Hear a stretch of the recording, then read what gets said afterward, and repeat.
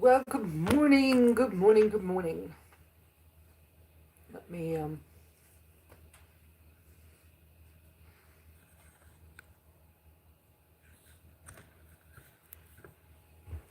I don't think anybody's here yet, so I'm gonna do a couple of things.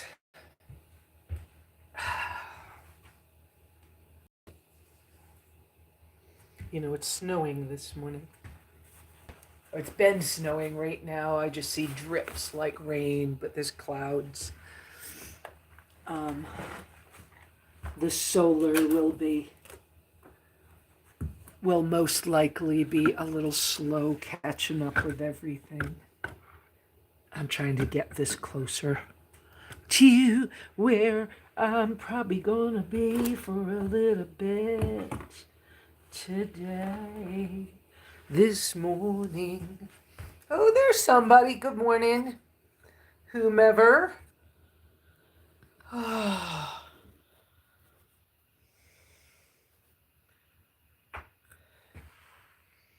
Okay, click.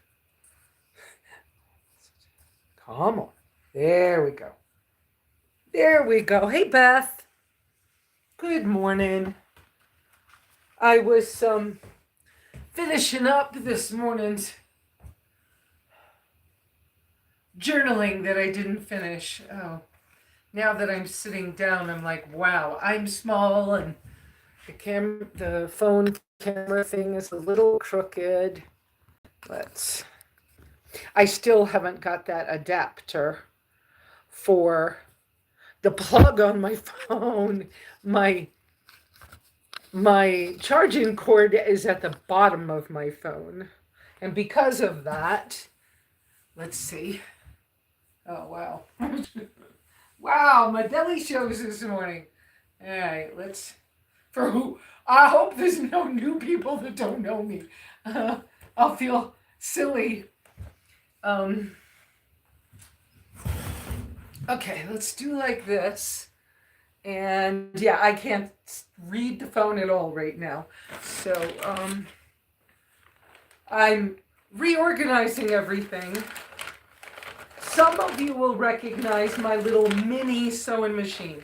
If you're a real talented, I don't know the right words, seamstress, you can make any sewing machine, even these ones that some people consider toys, that are plastic with, this one will run on batteries and on power.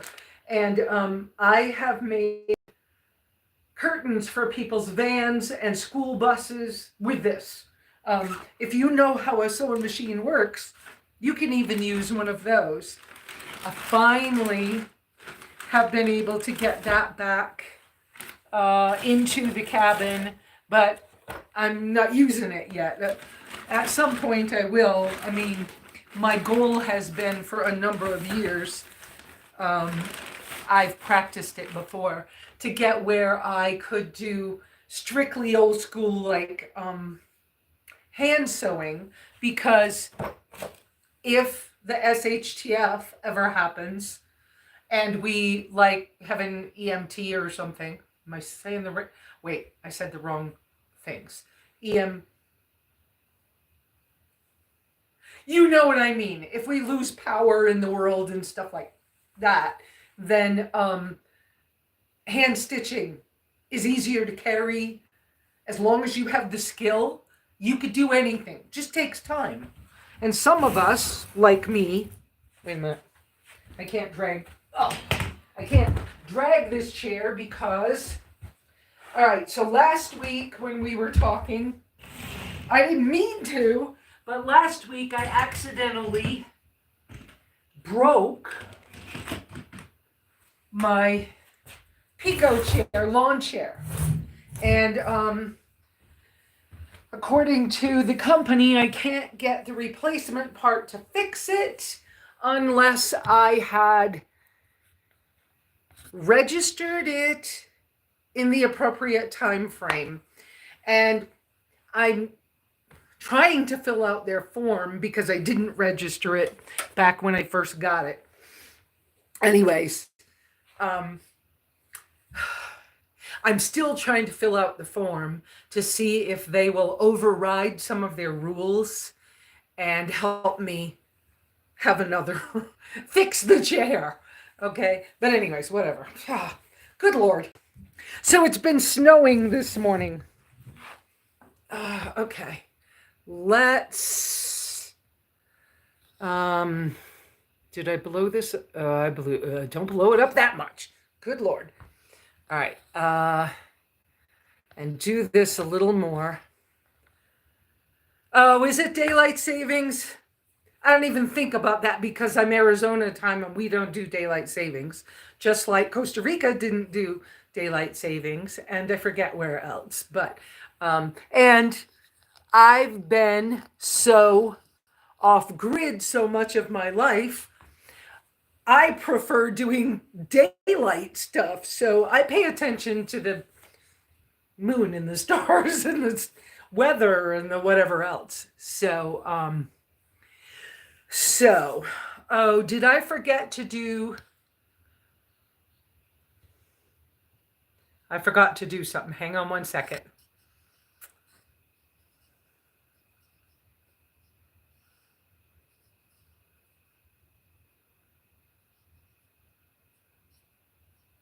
Okay, let's try that. There you go. And I do have all messages up. I haven't read what you were doing because when I started to punch the button for the timing, oh, by the way, isn't it beautiful? I just love this. And I've returned to journaling again. And this is like a traveler's notebook. So these little travel paper refill page things fit really well in here. And it came with, Cynthia bought me this. Okay, I had one sticker left. There's a story about that too, because I contacted my sticker website guy. Got a problem with my website. I'm talking to the company about it, but they can't figure out why my automatic payment didn't go through. They can't figure out what happened to my website address. And so I'm still waiting for them to help solve that so that I can have that back. Anyways, you all know come January, I can like actually kind of turn SimplyLesa into a business, sort of, more or less. Did I? Okay, you tell me later, Beth, if that's okay at 5 minutes delay. Is that okay, 5 minutes delay, or do we want it longer? So let me go back up here. So anyway, when I first was coming on, it was like, let me take a few minutes and finish my early morning stuff because I don't know what time I got up, 5:15 or something, and I had to start a fire and it was snowing. And then a good friend asked me if I would come on to their webinar on Zoom, which I had to download in order to help them figure out how it worked. And so I didn't finish my daily journaling stuff. And I was doing, I'll go back to this later, but I try to do 10 things I'm grateful for every day. Then I try to send love to 3 people that annoy the crap out of me or something. And then I spend 5 minutes quiet time, and then I ask for guidance for the day. I haven't really finished that all this morning, but whatever.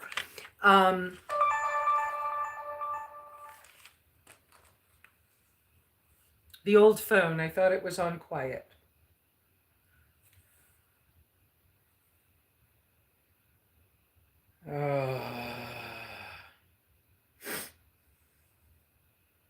And all of a sudden, I have gotten all these crazy, oh, no, crazy spam things, like 4 or 5 a day.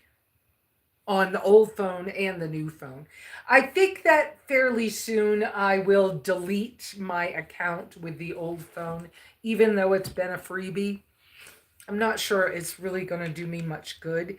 And I'm doing so good right now with Visible. By the way, anybody who's low income that's needing to change their service from their free service to something else because we lost so much in our free service stuff. Um, I just love this little journal. I just love this. It feels good. It feels like leather. I'm not sure whether it really is or not, but whatever. I just love it. And the I forgot the name of it. Isn't it? I don't think it's inside. Anyway, I forgot the name of that picture, but I love that picture. I grew up near the ocean off the eastern seaboard, um, southern Maine, Portsmouth, New Hampshire, Rye Beach, York Beach, all Agunquit, all that area. I was, yeah. Anyways, okay. I know. I feel like I'm just jumping all over the place today. Um, Wendy's chillaxing. She was playing with her ducky earlier. I don't even know what I'm talking about right now.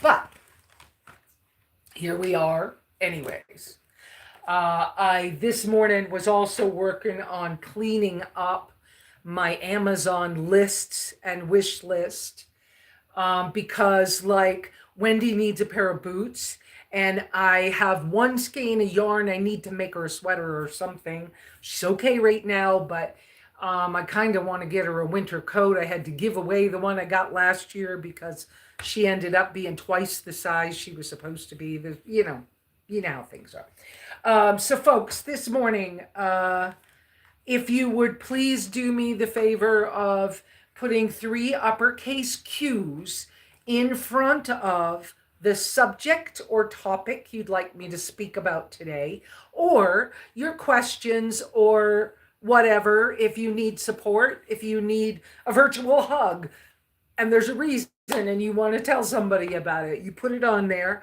and then I can see quickly the cues and I know to focus on your messages.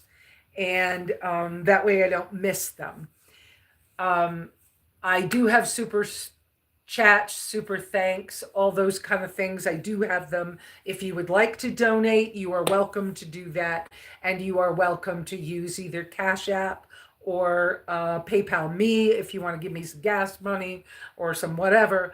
But for the time being, like I put out on something, I think when I shared this link to Facebook, I put out on one of the places I shared it that, my engine blew in my vehicle more than a year and a half ago. We're almost at 2 years. Well, not quite at 2 years. But anyways, and so, it really interrupted the way I was thinking about life, what I was doing with my property, and why I had built this cabin, which originally was just a studio. I thought that maybe I would get back into being an artist, or a fashion designer, or some of the things I've done in my past. I thought that I would perhaps teach classes here, but that I could use this for filming videos. And I didn't know what was going to happen. But since that time, I reconnected with my son. I asked him if he wants to inherit this place. He does. So that changes some of my thoughts about what I'm doing. The fact that it's taken so long to get my vehicle into the shop. It is currently in the shop in St. John's, and it is being worked on. I'm not sure if the engine parts that need to be remachined, if they're at the machine shop yet, but I am aware that Stan has already ordered an extra $500 worth of parts. And that currently I don't really have the money to give him yet. I'm enough of an extended shop family person that he is kind with me and will give me time to pull things together. We also are aware that the blue car I've been running since I came home a year ago, December. And to be honest with you, I don't know what the date was I came home. I need to look that up. Let me make a note that I need to look up because it's almost a year. Date I came home last year. On that note, I adopted Wendy, I believe December 9th last year. And so she's been with me almost a year. And, okay.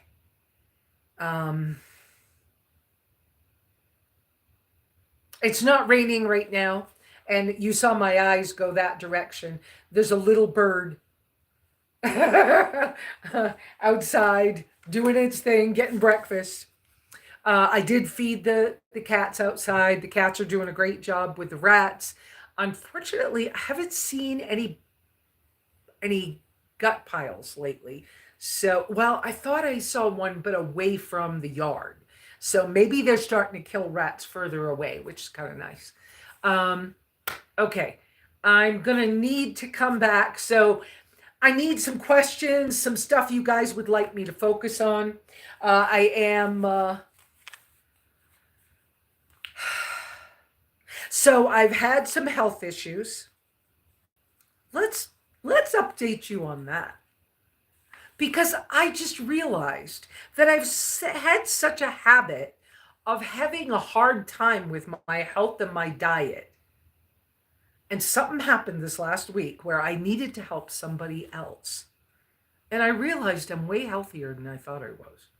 And so, deep breath. I'm starting to experiment. You kind of knew that, but I'm experimenting with some other foods and flavors because I've been bored with some of the meat that I can afford, and especially some of the burgers that I've been able to afford that are already frozen in a bag. And to get them for about $5 a pound is, now it's a pretty good price, but some of them don't taste good. And there's one batch I don't mind that flavor, but the other batch I don't like them at all. I can't see myself affording $7.99 a pound for ground beef. And I can't do things like beef bacon because of the extra ingredients. If I could get beef belly and cut it myself, do my own stuff, that's a whole nother thing. But it's pretty cool. That last hospital visit, emergency room visit that I had when I had the allergy test that put me in the hospital, it has really changed a lot because I healed a bunch of things that I had been told I was allergic to before. And as I try them, it's way better. So like I can actually eat eggs now. And I hard boiled eggs the other day and I'm fine. Even yolks. I'm fine. Yay. So I'm way healthier than I was, which is a good thing. And so now I'm starting to look at other things besides my diet. So like it's on my wish list. It might be in my personal wish list or shopping list or something. But like I want to get the mouth tape so that when I'm asleep at night, I can change the breathing. I had surgery. No, I had cauterizing of my nose when I was, I don't know, first or second grade. I don't remember. Very early in my life. And anyways, but I would like to do mouth tape.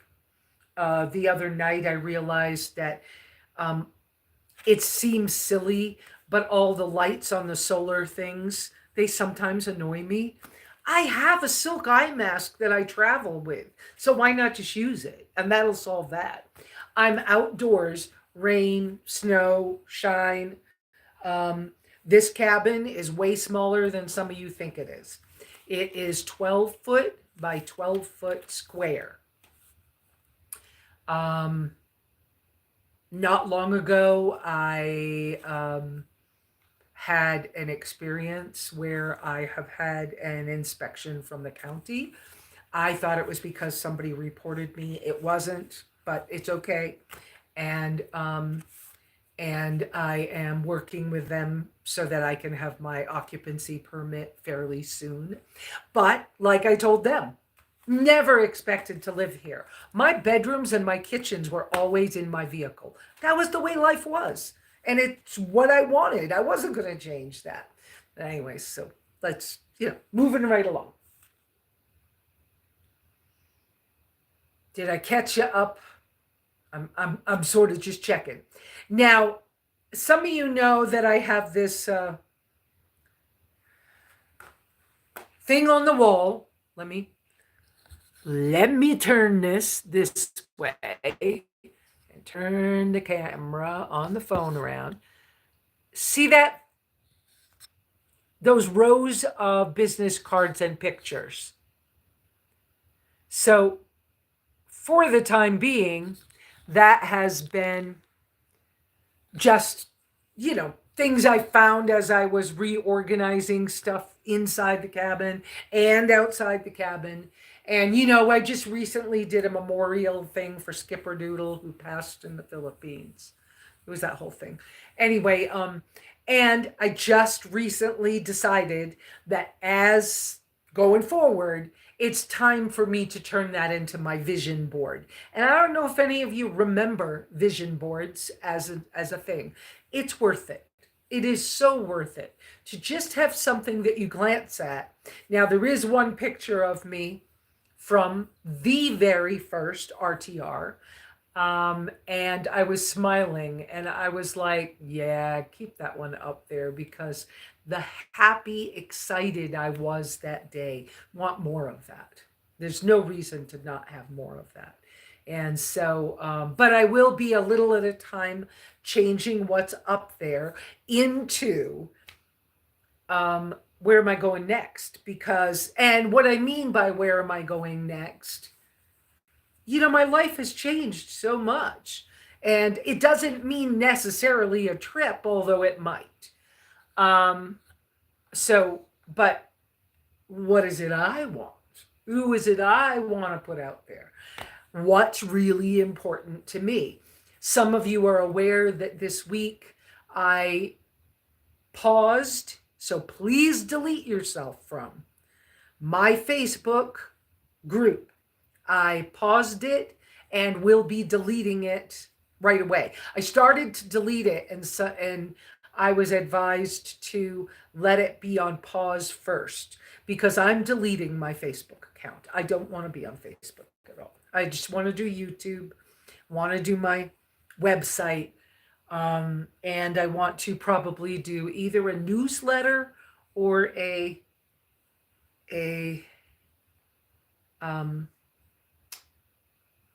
or my old blog spot. I don't know, but I just want to change some of the things I'm doing, make it a little more simplified as I go forward. So, all right, let me check and see. I need some cue messages and questions and things like that. So let me go back up and catch up with you guys. What happened? Oh.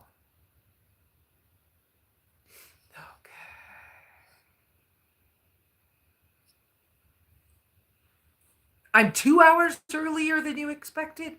Oh, whoa, sorry. What's the message held for review?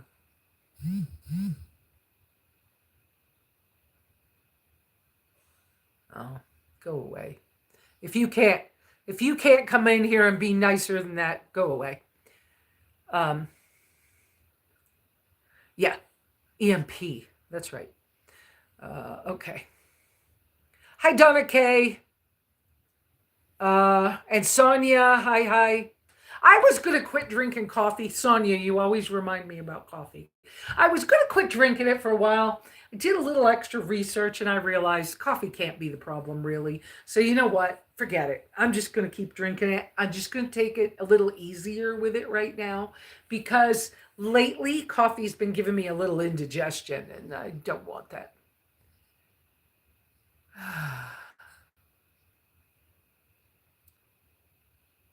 Okay. 5 minutes.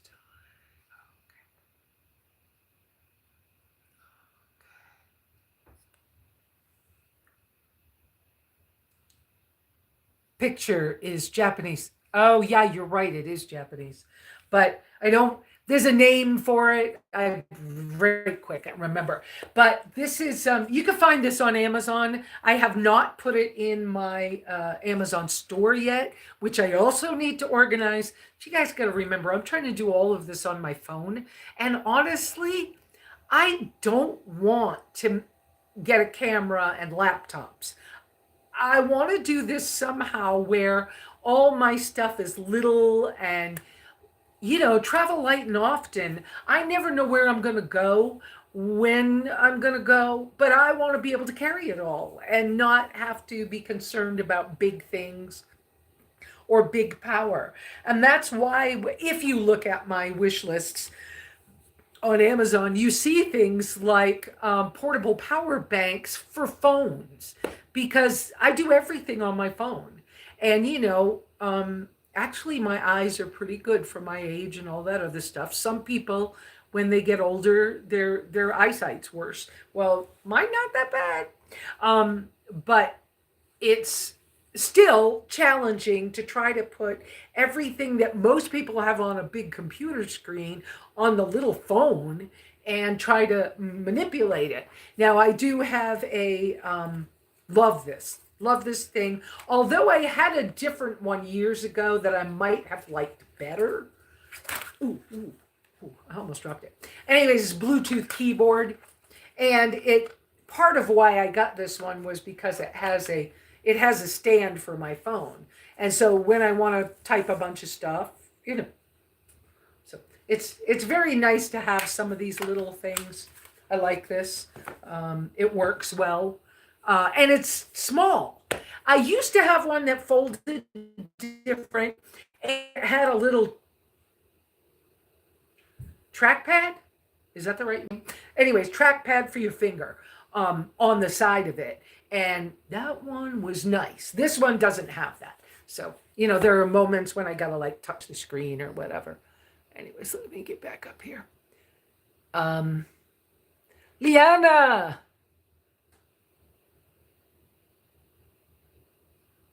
Welcome.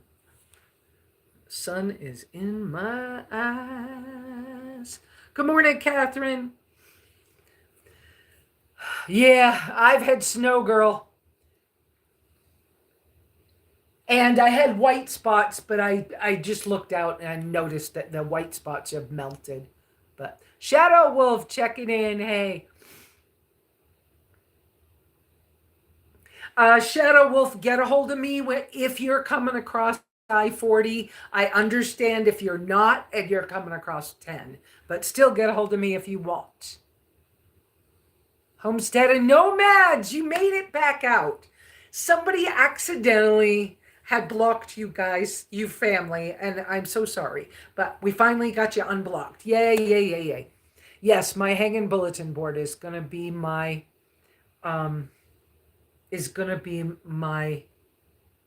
vision board soon.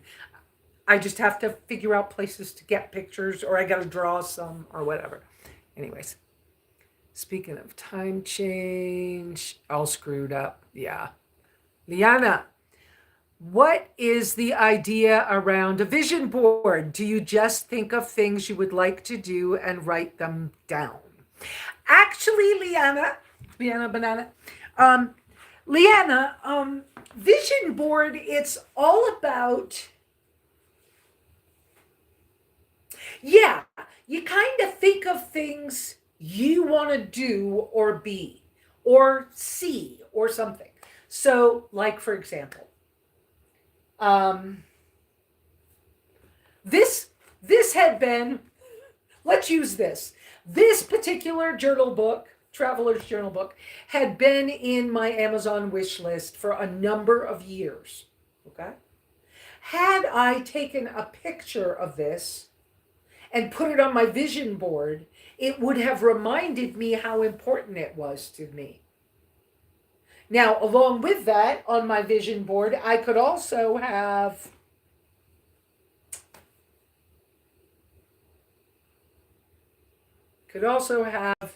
um, a picture of a location I want to visit again. Let's say, for example, that I would like to go see Norway, and there's something particular I want to see. I would, I'm sorry, Homestead and Nomads. It was the other people. Thank you for correcting me. Um, but I would like to see Norway. I could get a picture of the thing in Norway or the thing in Nova Scotia a thing that I'd like to see that reminds me that I want to do that. And then because you put it up where you can view it every single day, it reminds you of where you're headed in your future. So I might do something like some more moon phase moon phase phases for keeping Sabbath as opposed to Saturday Sabbath.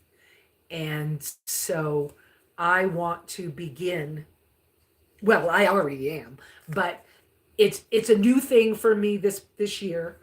But I've been thinking about it for the whole year and last year too, about how in the Old Testament, it, God's calendar was all about the moon and whatever. And so I could put a picture of this up to remind me that this is important to me and this is something I need to be working on. I could put a picture up there of me or of someone my age wearing the natural pretty clothes that I'm interested in.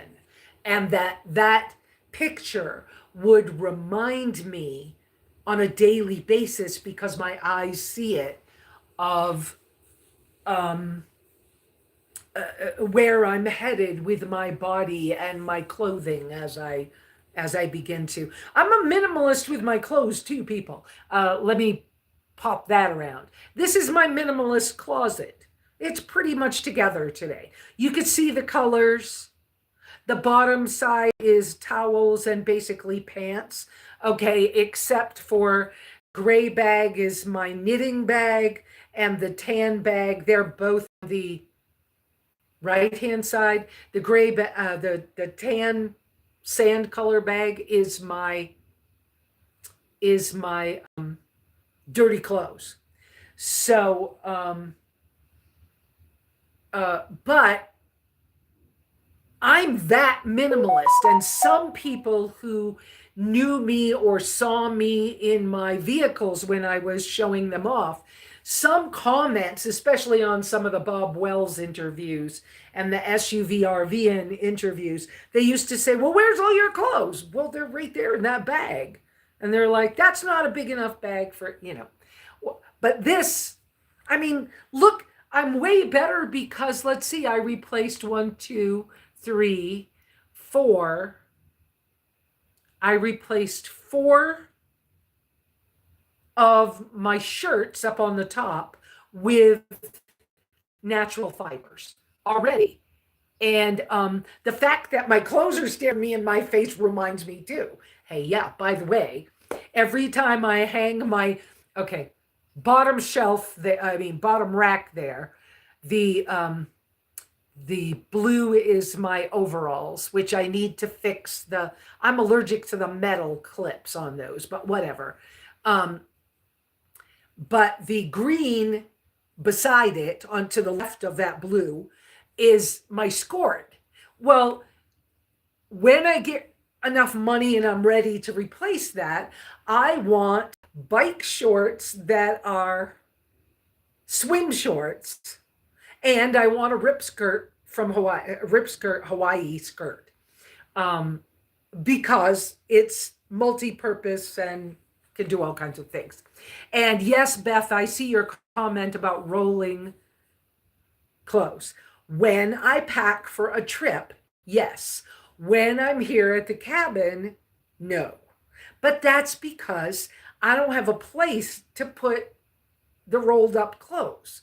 Um, I do have my compression bags, but I found that it's so inconvenient and I need to see things. I am very visual.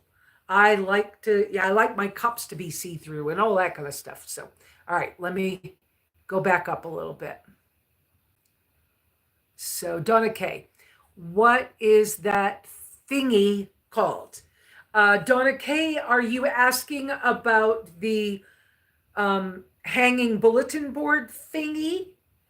I think I put it in my Amazon store. It is a magnetic hanging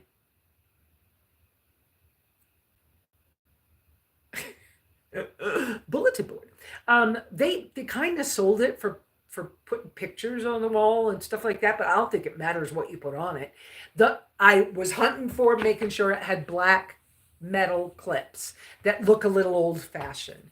And so that's what I found. And it only takes 2 screws to hang it on the wall. I will at some point shorten, let me go back, because if this is the thing you're talking, wait a minute.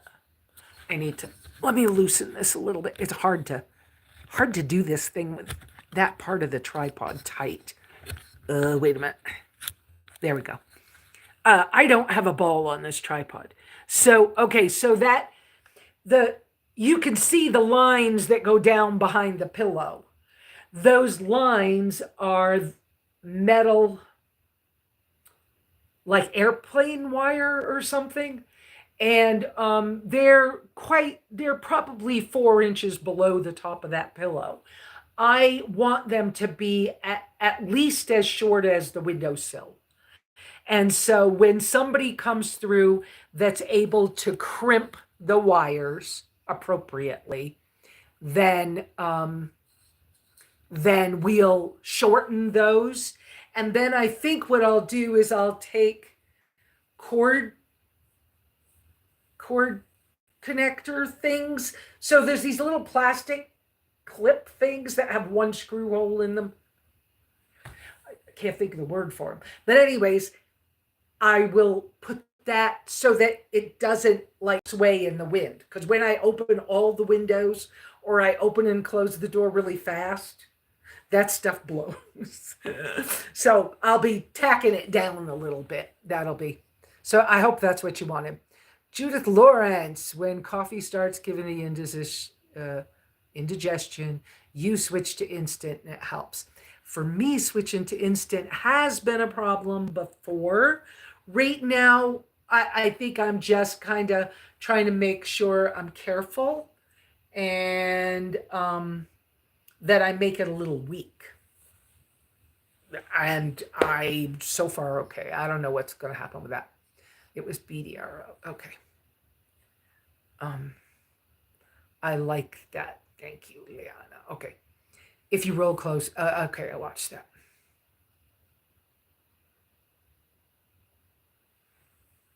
Oh, yeah. That you could have enough clothes in a single bag. When I hiked on the AT, my 40 liter backpack had everything I owned in it. And I still have that as a goal. I was disappointed in myself when the engine blew on the tracker for not having everything I owned fit in a backpack. And I was too concerned about how to get home. And it was hard because it wasn't like I could just get a ride with somebody. It wasn't like there was a bus station or anything. I was 4 hours from Vegas and 4 hours from Reno, and I was up in a mountainous area. Beautiful spot. I'm just saying. And I love Mike and the family there. Not even not even a big issue. But had I not been so dependent on the vehicle, I could have just taken my backpack and walked and hitchhiked until I got closer to something to get home instead of necessarily having to purchase a car and then fix it and then stress over trying to drive home with it. And it's all good. And I did what was in front of me, and I think I did the appropriate thing. But in another circumstance, I'd rather just have my get home bag. I want my stuff to fit in my backpack. And sure, there'll be a few things that won't fit, but I should be able to take the majority of the things that I travel with in my backpack and get my butt home. And anything else, I hope it doesn't get stolen, but if something happened, it happens. And I do not want to go through, and I don't want to say this in a bad way because I don't want don't anybody who was involved in what happened, don't feel bad, because I think what happened was appropriate, okay? And I did what I did in the moment. But I know for sure that's not what I want to happen the next time a vehicle has something. I don't want to be so dependent on anything that I can't keep being myself. And this has been hard for, more than a year and a half dealing with not having my engine. And some of the comments I get on a personal note, the emails or the phone calls or oh, I heard so and so said that you were, you just tried to beg somebody to get. How come you don't have the minivan for Maura? That engine went bad too. And Howa would not help with that engine. It was not. Even it's in the past, let it go. But my point is, even then, my goal back then was, how do I get to where I can have my life in the backpack again? So if it happens again, I'm not stuck. I can just keep moving. So I think it's a good idea. And since I've been blessed with this property, and then during COVID year, I was blessed with building this cabin, even though that wasn't my original intention, to have a place to come, what a blessing. And so some of you that can't afford a place to come, then, a place to go to if something happens to your vehicle, it depends on how friendly, nice, and whatever else you are with other people. Sometimes other people can help, okay? But sometimes they can't. And so don't expect total strangers to do everything for you, because they can't. But sometimes people in my little world, sometimes we can help in one way or another. Whatever. I just have to. So, oh, the keyboard that I'm using with my phone, Donna K. The folded keyboard is, I think, Beth, is this in my store? I don't remember. I think I might not have put it in the store because I wasn't 100% sure. So, it comes in a little baggie, okay? It has a bag for carrying it. But it opens, okay, so this part's the stand, and it opens like this, and it needs to be charged or that little blue light would have been flashing. And then there's the little spot. Okay, I'll show you. I have the other phone not being used. See, you just put your phone on there or this way and just type away. It's so helpful. So freaking helpful. It really is. I do like it. This one has some other functions that are a blue thingy key. You can get them in different colors. You don't have to get pink. For some reason, I was in a pink mode when I started doing these things. I have also picked out a pink battery pack that's similar color. And that battery pack has a foldable two-prong, 110 outlet thing that folds down, as well as the USB-C and US. It's in my wish list, but I like Anchor battery packs, but the one that I have on the wish list is not an Anchor. It's about $40. I'd like to have that to go with this, because you figure this, a phone, maybe two phones, depending on my mood, because once I cancel this other phone service for the blue phone, then this is basically a camera or a Wi-Fi phone. But anyways, these things, they fit real easy in a backpack. Make life a whole lot easier. So that's that stuff. Okay. All right, let me check what else.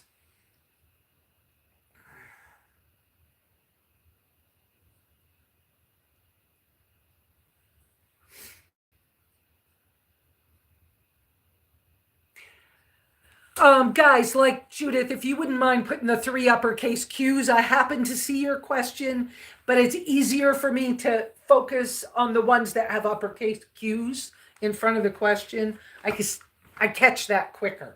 What is the update on my vehicle situation? My vehicle is in the shop. The 2 engines, my original engine and the engine that I paid $1,900 for, Stan keeps saying you got taken advantage of, Lesa. That engine should not have cost more than $500. I know, but we couldn't find one. And some was where I was broken down. Some, you know what? And we tried to buy an engine so I bought 2. The first engine I bought was a scam. And thank you that I had paid with PayPal, because PayPal gave me my money back. But then, so the second one was the only one we could find, and it was $1,900. And so anyways, so both engines are on the engine rebuild table at Stan's Auto. My tracker is in and out of the bay, but it's not running yet. He's still working on getting parts together to send to the machine shop. I have asked, I double checked on my windshield, concerned about my windshield, because on the outside, it's all this frayed, dry trim. On the top, all frayed and dried. And I was like, I don't know whether it means the windshield's going to fall out or what. I mean, come on, the thing's... My tracker's a 1998. I mean, technically it's vintage now, so of course it's a little dry. Anyway, so when I was in the other day, this week, I went inside the tracker and I pushed on the windshield and it didn't budge. So maybe there's some solution to make it look better for a while. Because the glass people said, oh no, we don't replace seals, so you have to buy a new windshield. And I'll say, seriously, $500 for a new windshield? Anyways, I can't, right now, no. I got an engine to fix. Oh, and I have another thing coming up too. So, rose gold, yes.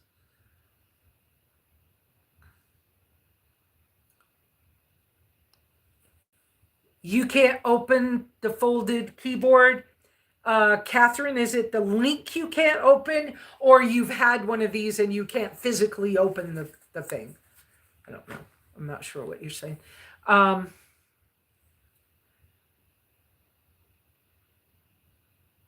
Yeah, this one is actually Geyes. Geyes.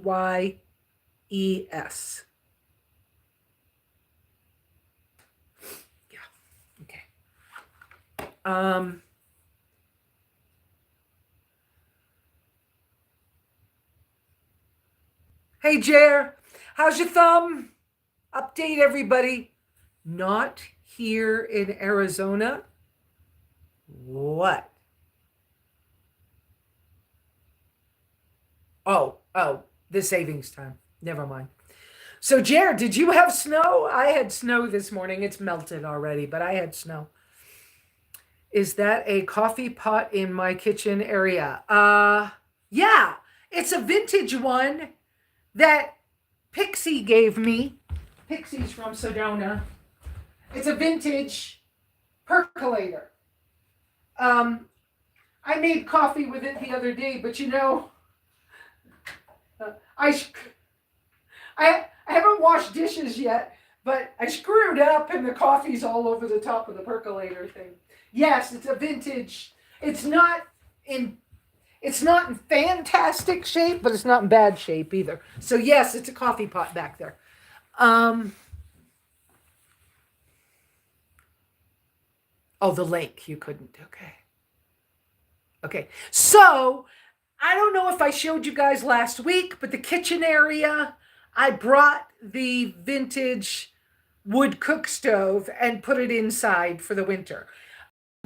And I've been debating because it was out in the rain a little bit and my bad, but I didn't know that the oven was filling up with water and it was starting to rust and it was like not what I wanted to do. Anyways, and then with the county inspection and all of that stuff going on, I cannot afford to screen in the back patio.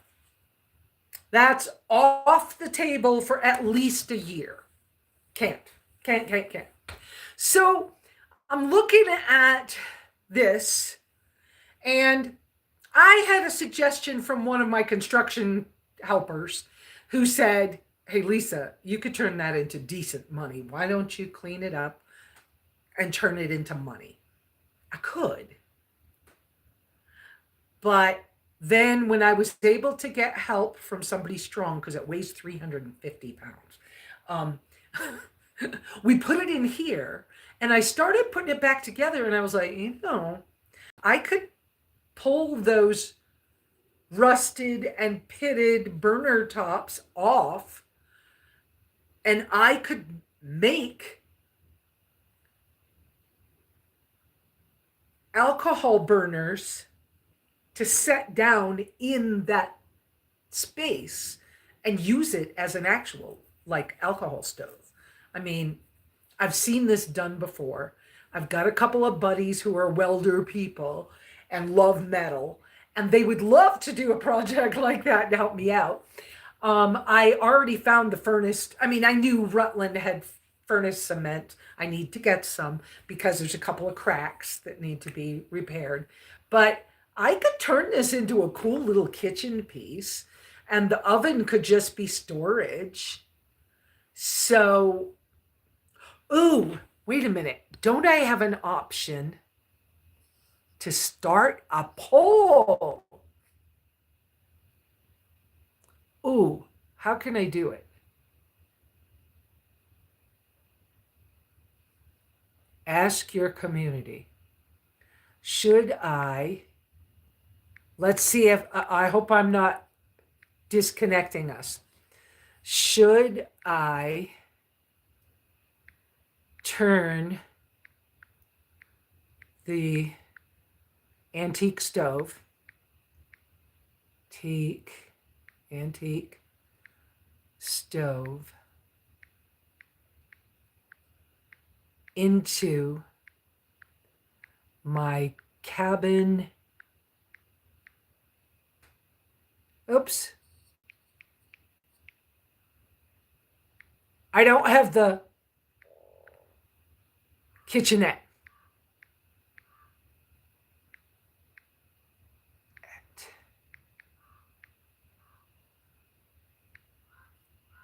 Start poll. Ooh, there we go. Now you guys can do a poll. Yeah, should I turn that into a kitchenette? Because I could.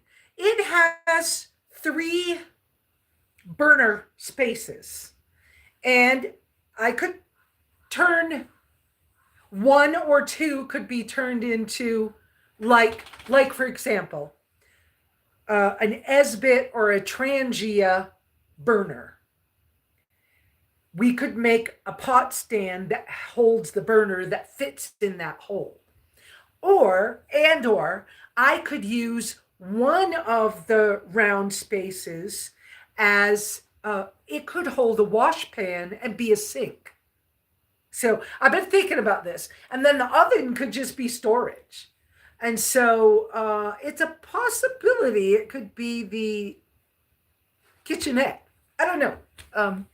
But let's see what happens. All right. Oh, yes, Judith, we went to Nevada in, I think it was May. Stan, that owns the auto shop, and we took his truck and one of the trailers from his son's tow business.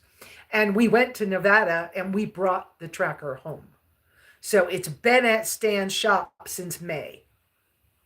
And but finally, and Jeremy, thank you for your help with that too.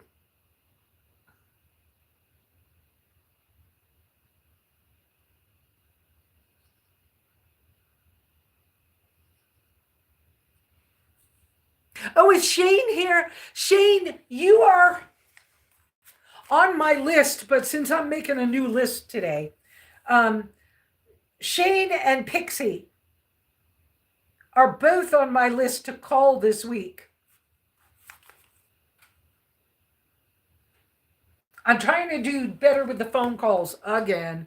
You know, I keep every few years, I'll do it again. Let's try to be more, more phone calls. Anyway,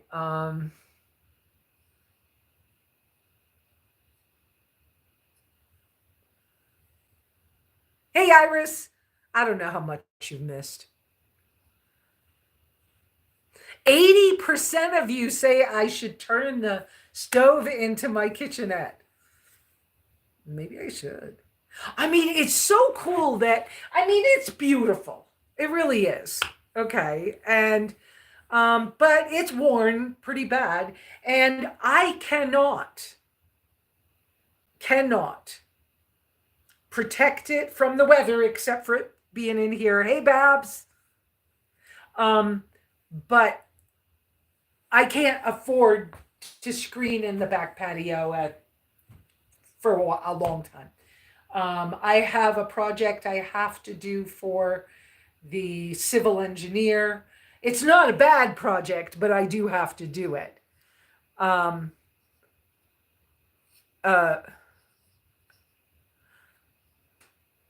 Anyway, oh,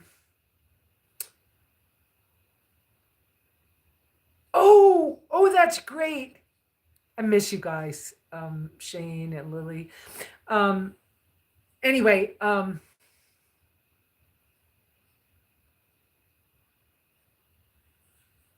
so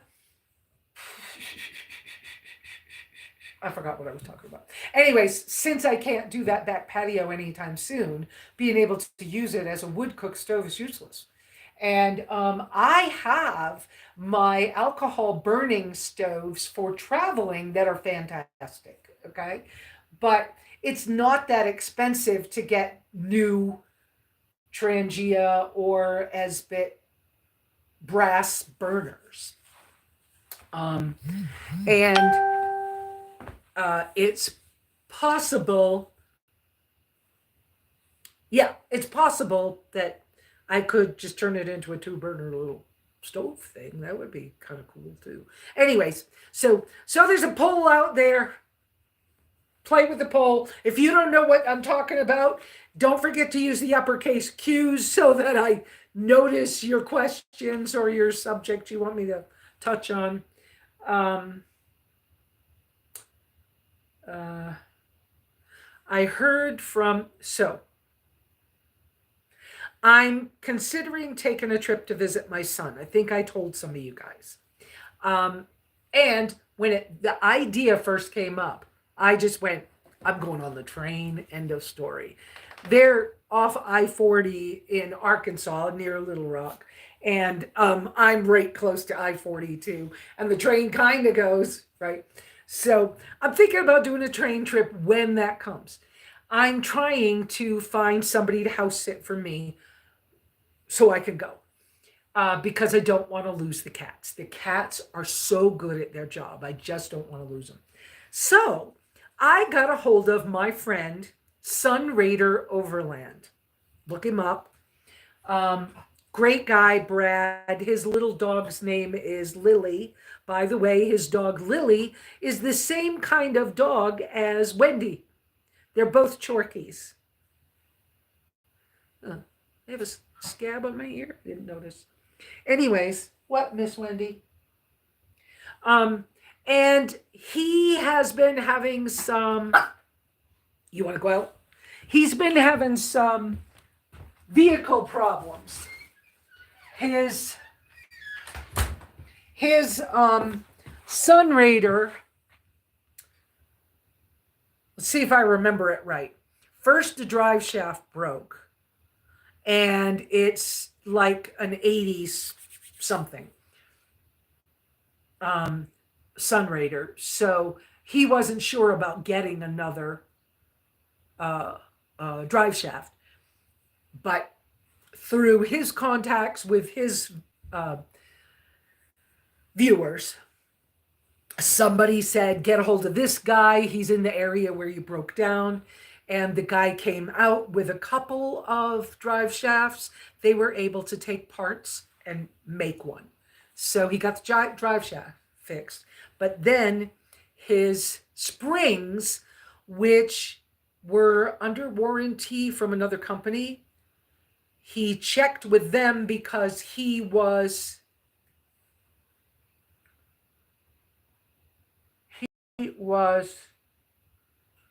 oh, am I the one who's off? It was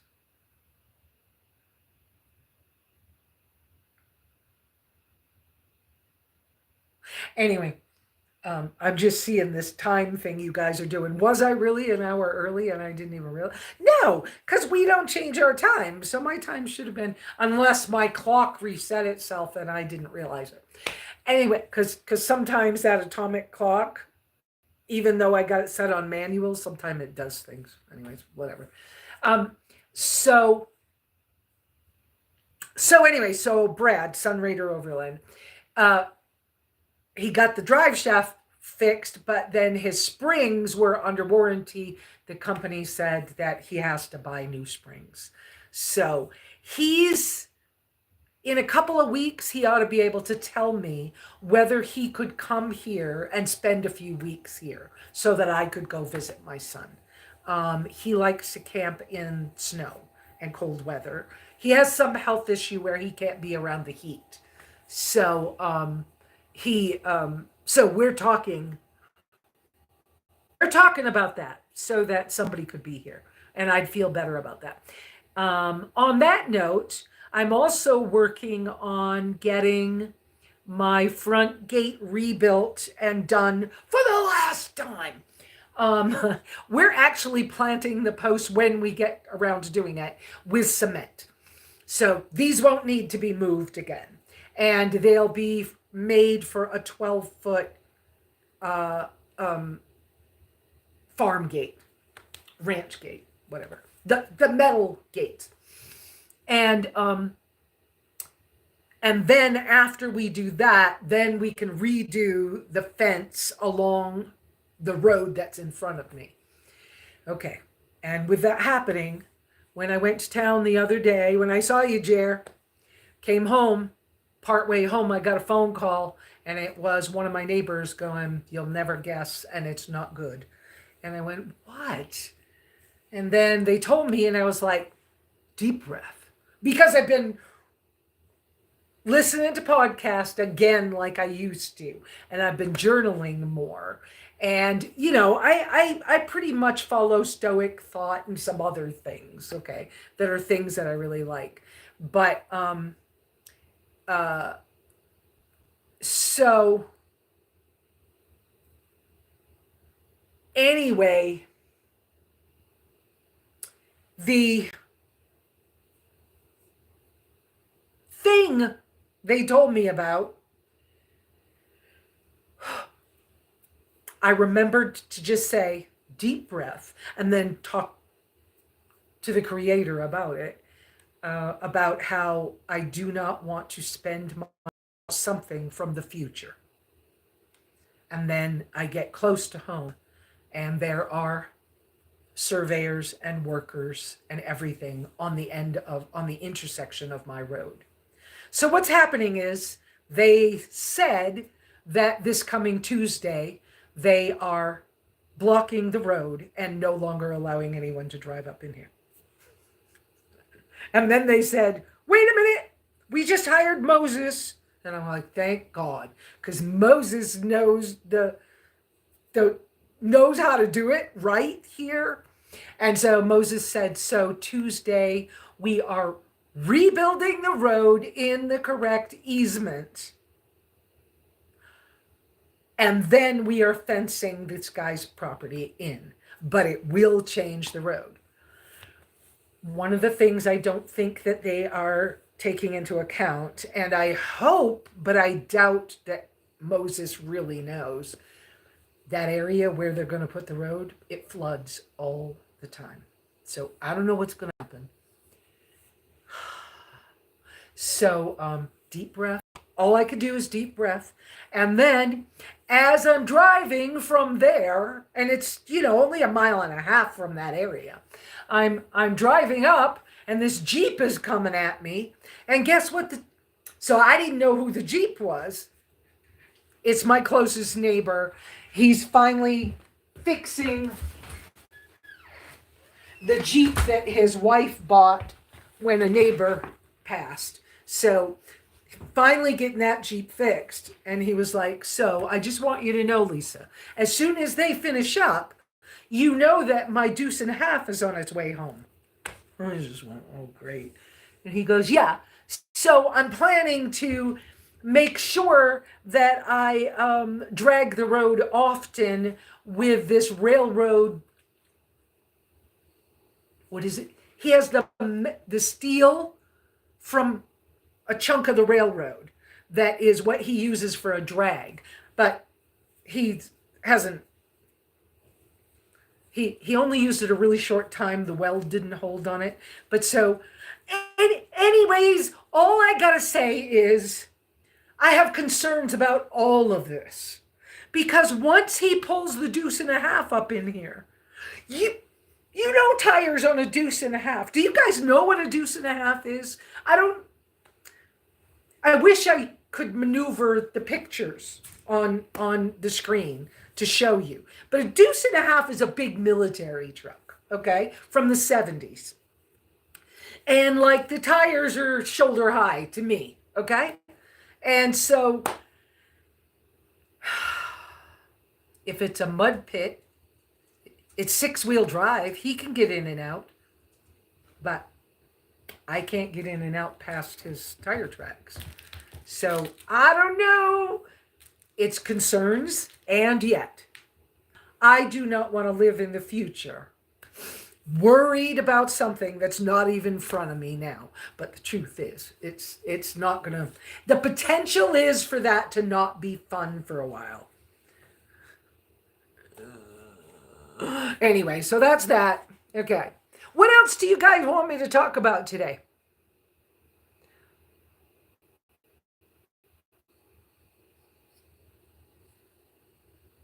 Yeah, see, my phone says it's 9:39 now.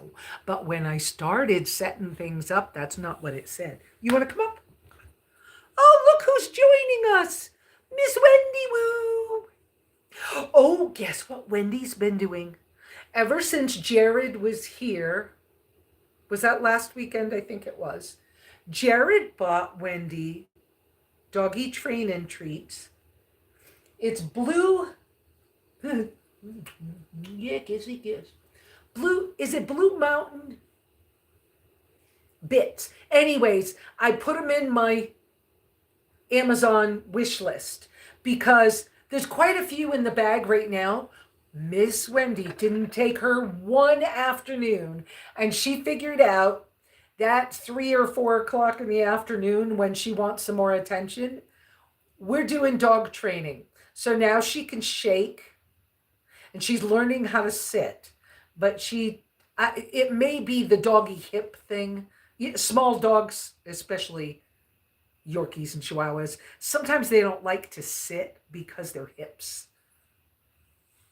are weird, short or whatever. So something, but she doesn't really like to sit, but she's, so we're doing this training thing every afternoon now. So she loves these treats. And it's an okay thing we can do.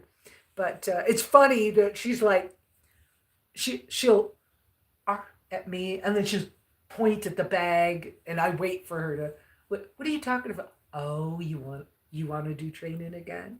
You want to play with mama? Right. Mm-hmm. And she loves, I haven't put these in the wish list, but she really loves duck jerky. And I've for a little while been giving her 1 or 2 strips of, it's not very big, the ones I get from Dollar General, but 1 or 2 strips of duck jerky for her breakfast, because it buys me time when I'm doing early morning things. And do I show you this other thing that I got that you guys don't know about yet? Yeah, sorry about the whole time thing. I see all these comments and whatever. I'm sorry. But you know what? We can stay, ask me questions, tell me what you want to know. I'm sorry, I kind of, whatever. Uh, you ordered it. Wonderful. Thank you, Catherine. I hope that when you guys are ordering, you've gone into my Amazon thing so I get a little bit of that free credit for whatever, because Amazon has not paid me since May. Yeah. So I don't know. Um,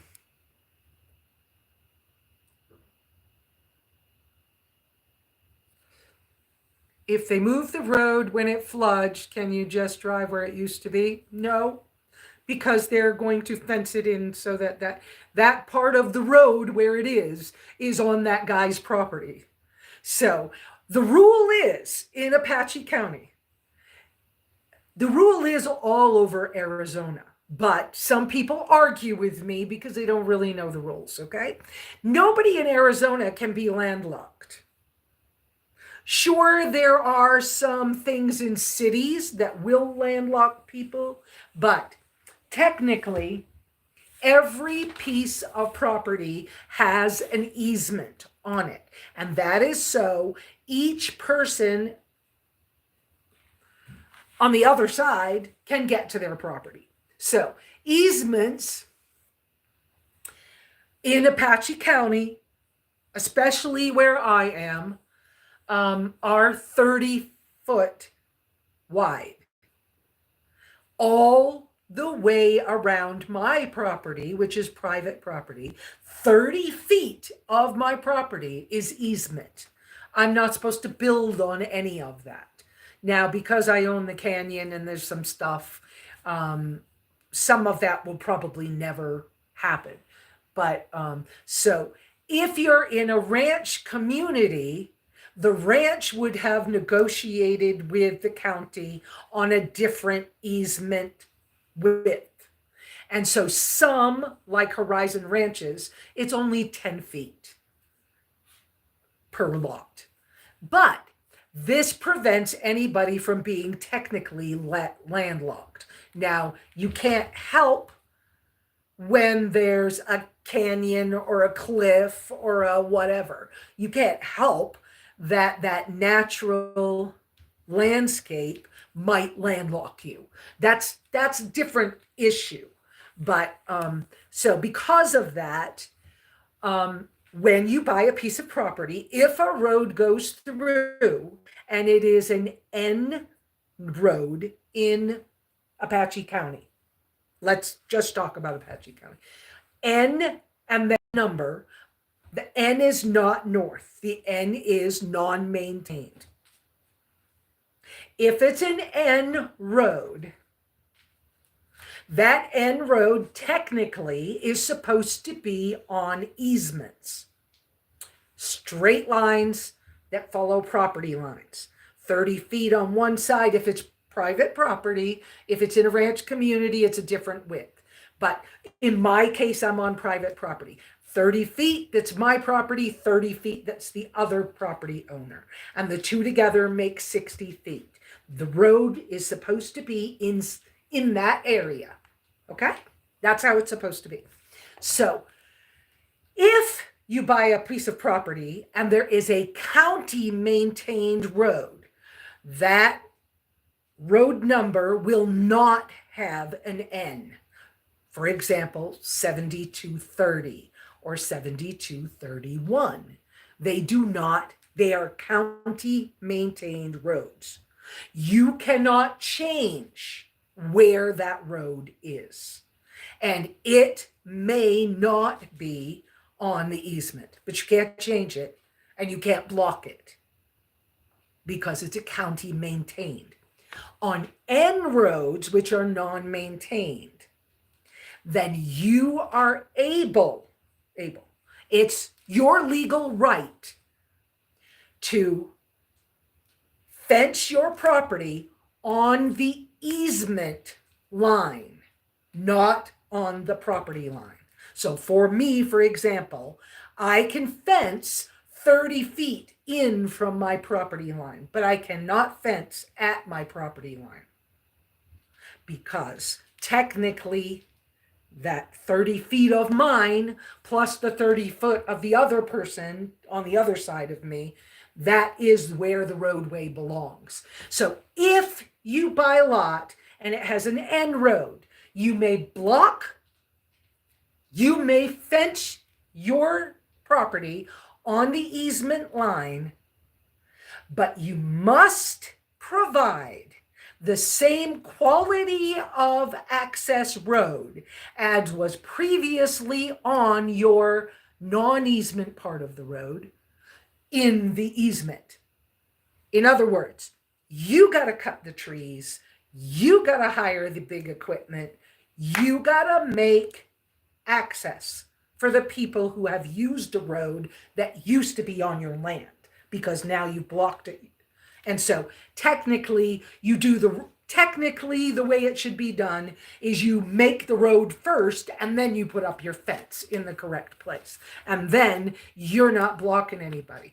That's when you heard me fussing 2 years ago, whatever it was, when my neighbor to the north decided that he didn't want me driving across the very small corner of his property anymore. And he owned 3 lots.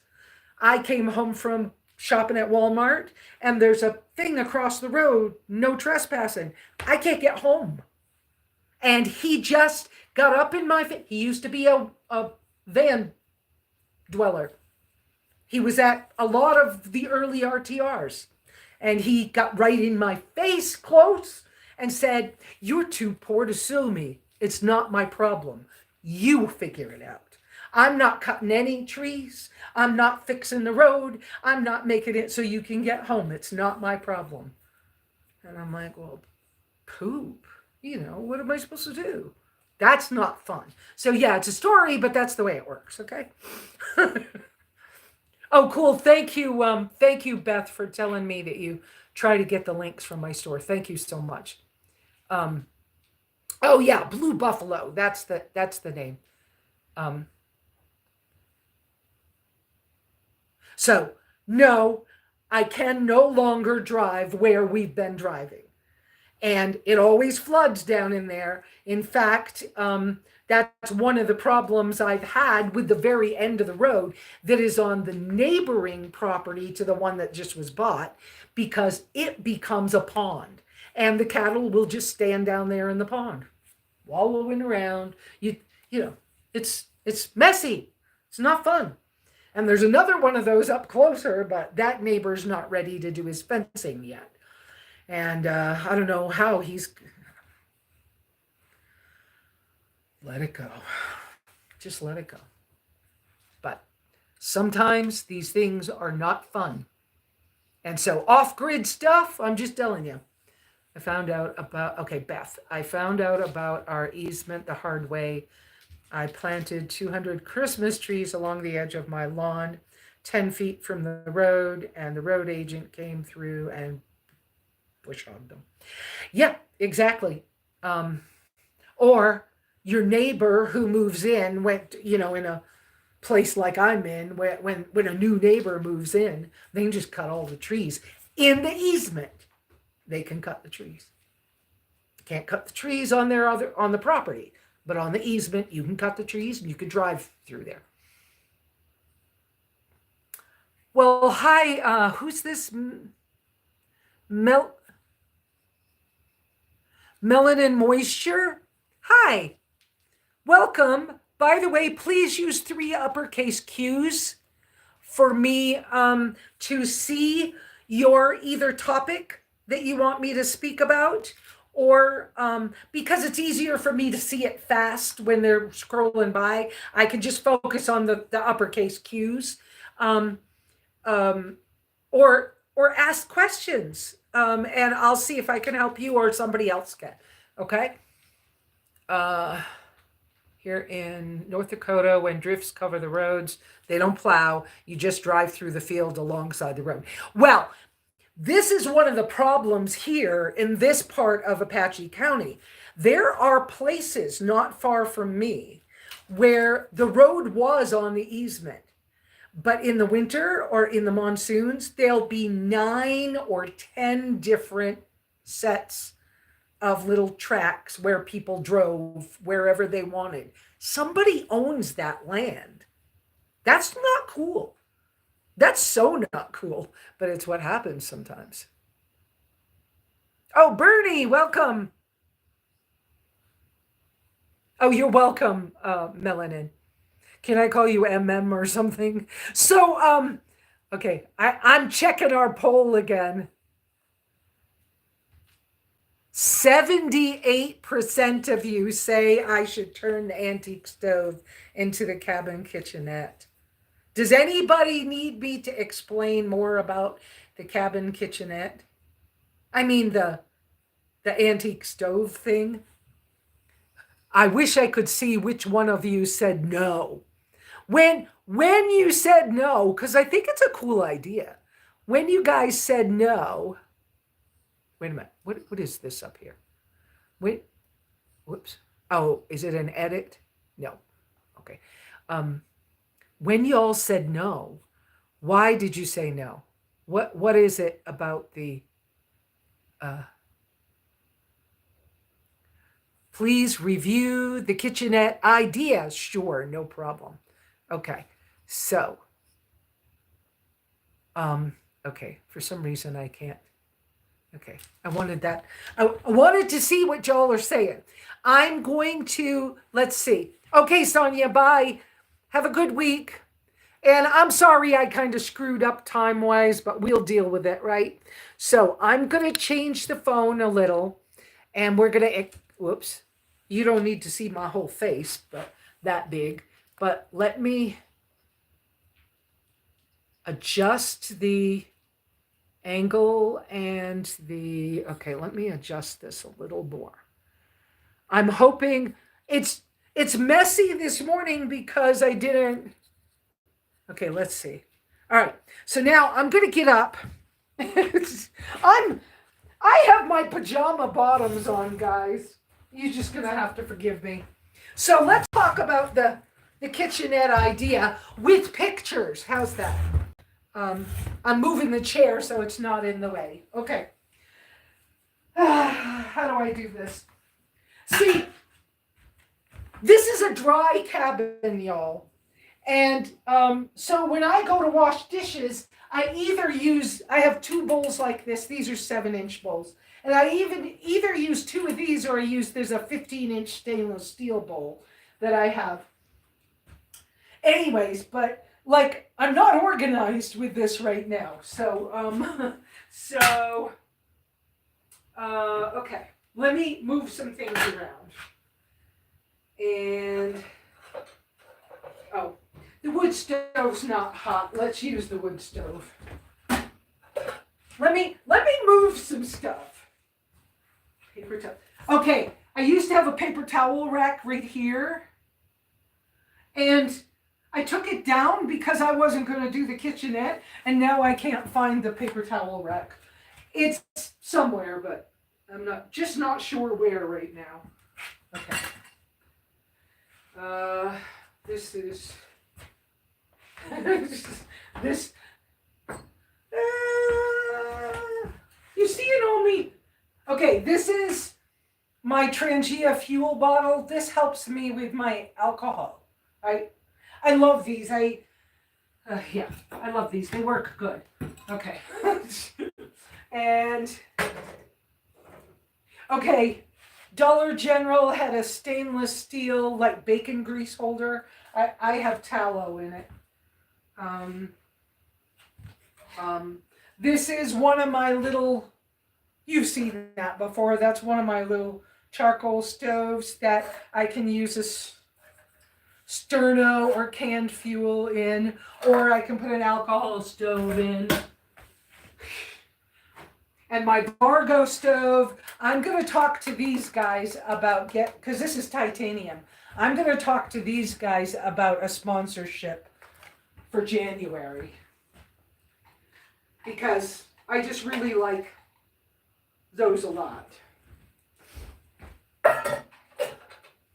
Okay, let's do a...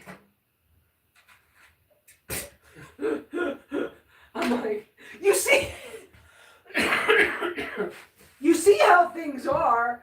Sometimes my tallow soap bar from the other day, yesterday, getting dressed for bed and taking my little bath. I've started using these little cups. They fit my cup holders in the tracker really well. I got 2 of them. Okay, so, this is my travel kitchen bag. That's all my kitchen, basically all my kitchen stuff fits in this bag when I travel. Basically. Not every single piece, okay, but close. So, all right. And then, yes, I use cotton bandanas. This is a piece of flooring that was left over from when I used to have it in my tracker. I don't know what I'm using it for. Okay, so here's the top of the stove, okay? And this, I didn't realize this one doesn't even fit. So when I bought this, I thought some of this stuff fit better than it did. Okay, so this is the, I don't know if you can see that, but this is the firebox. This is supposed to have a drawer, which would be the ash drawer. And then this is the oven. And you can see I already have some stuff sitting in the oven. Eggs, coffee, yeah, stuff. Okay, so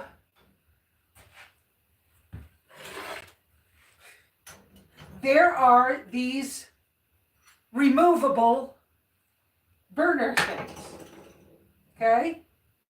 And they're in pieces. This was French from 1860 something, okay? And like this one's cracked all the way through, okay? And okay, here you go. Another cracked one. Now I can put these back together with furnace cement. And then this one, like I said, there's many different pieces, but this one doesn't even fit. Now it's cracked pretty badly, so I'm not 100% sure what that's all about. And then this would have been either stovepipe or another burner spot, okay? So that's what that's for. So technically, kind of technically, I have a couple of ideas, right? So I don't have a Trangia right now, but this is a Toaks titanium siphon stove. I only own one of these right now. But technically, pretend this is a different shape and whatever else, okay? Pretend it's a little different.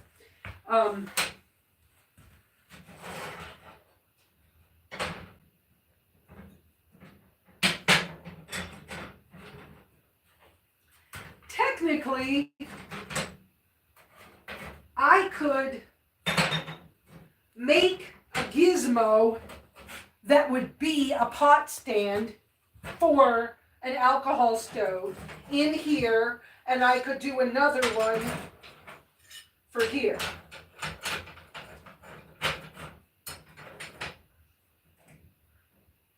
And I could make another one that would fit in here, right down in. And it could just be a two-burner stove. And of course, along the back here, I could maybe put a metal shelf that could be like spices or something. I could do a backsplash. Oh, Wendy, you're so silly. Yeah, I could do maybe not this, but I could make a backsplash behind it. Or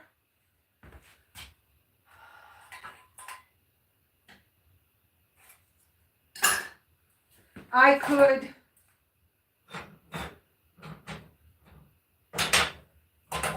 drop bowls in and make it a sink. I could do any of these kind of things. And because this stove has, because this stove has, can you see at the bottom? Yeah, you can see. Okay, has those legs on it. There's a lot of space underneath. And on the side, you know, that's a good place to hang a towel rack. And I could turn it into a cute kitchenette. So that's what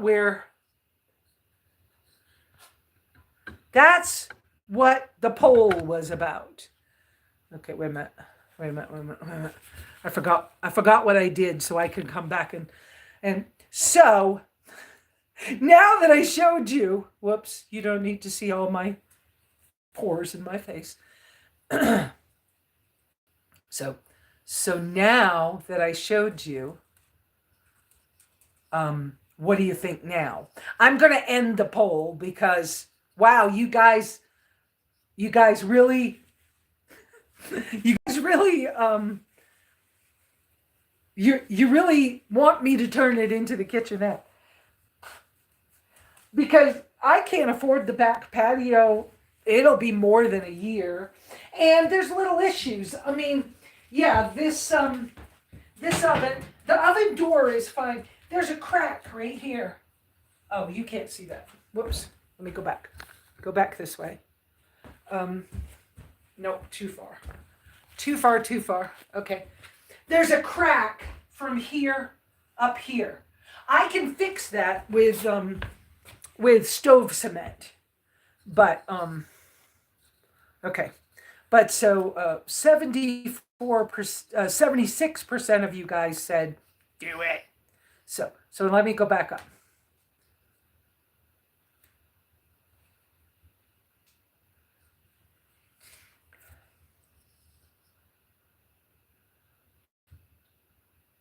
Okay.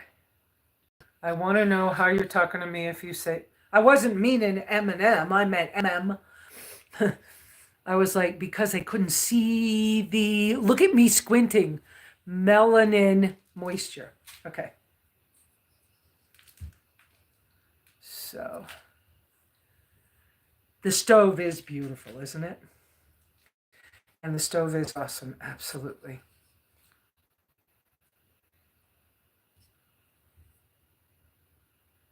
Oh, that's a piece of flooring that I found. I think in Oregon. I think it was in Oregon at a restore. I had two pieces, and somebody wanted the other one really bad, so they got the other one. But yeah, I kind of like that. And so it's a piece of flooring.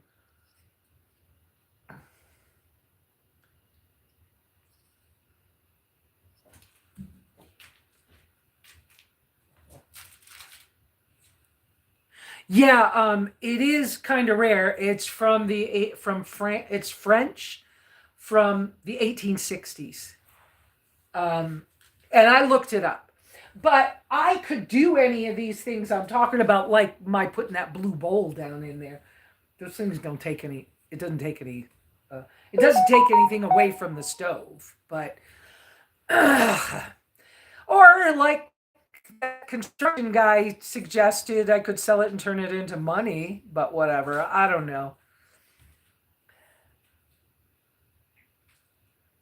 No, no, I'm not thinking about destroying it.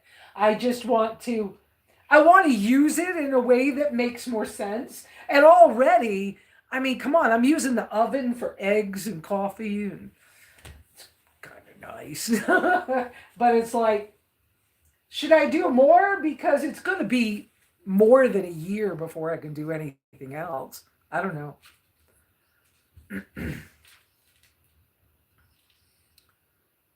Whoops, whoops, whoops.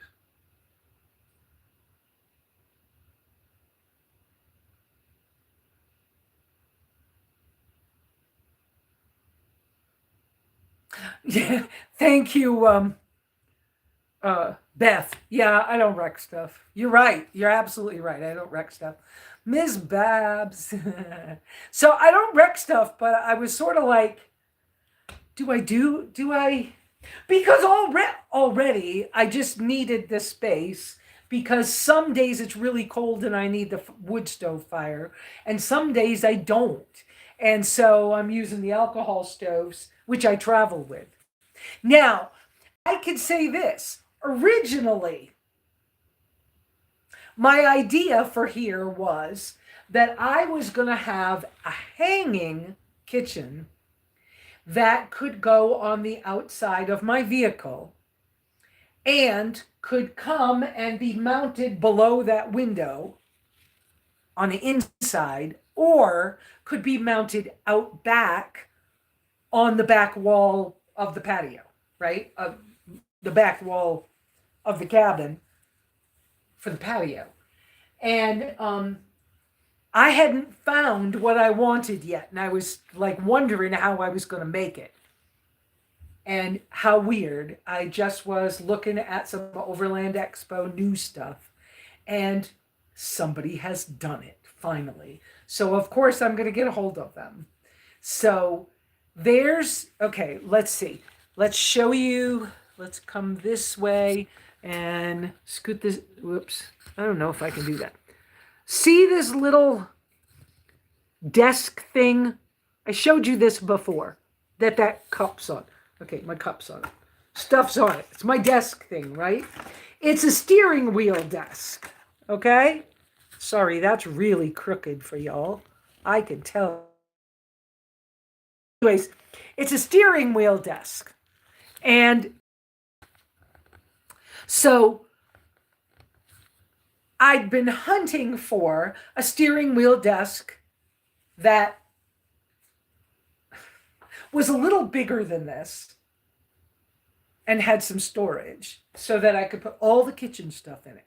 This steering wheel desk, the desk surface, the flat part, is not sturdy enough. It's a little plasticky, and so in the heat, it sags a little. Not good enough for me. So I was like, well, I could put a cutting board on there. I could firm it up. I could put some D rings on the other side of it. And then I could like hang it with carabiners or paracord from like a roof rack. But on my white tracker, we can't put a roof rack on mine. Or there's issues with roof rack. So, um, so,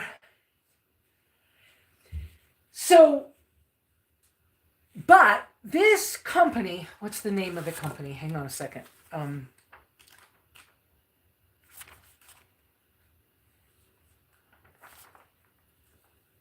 Daylog, Day Lodge Work Kitchen is a bag with a cutting board. And so it's a new company that's doing exactly what I wanted. But they have managed that it can hang from a roof rack, or The hooks will go on a door of a vehicle, or it can be half folded over the side of a pickup truck bed. It's like, yeah, okay. And they have some newer mounting things that I need to get with this company. I'm just saying, because I like what they got going on. Now, yeah, it's a bamboo cutting board. That their thing is there. What was it called again? Oops, can't find it. Oops. Day Lodge Work Kitchen. So there's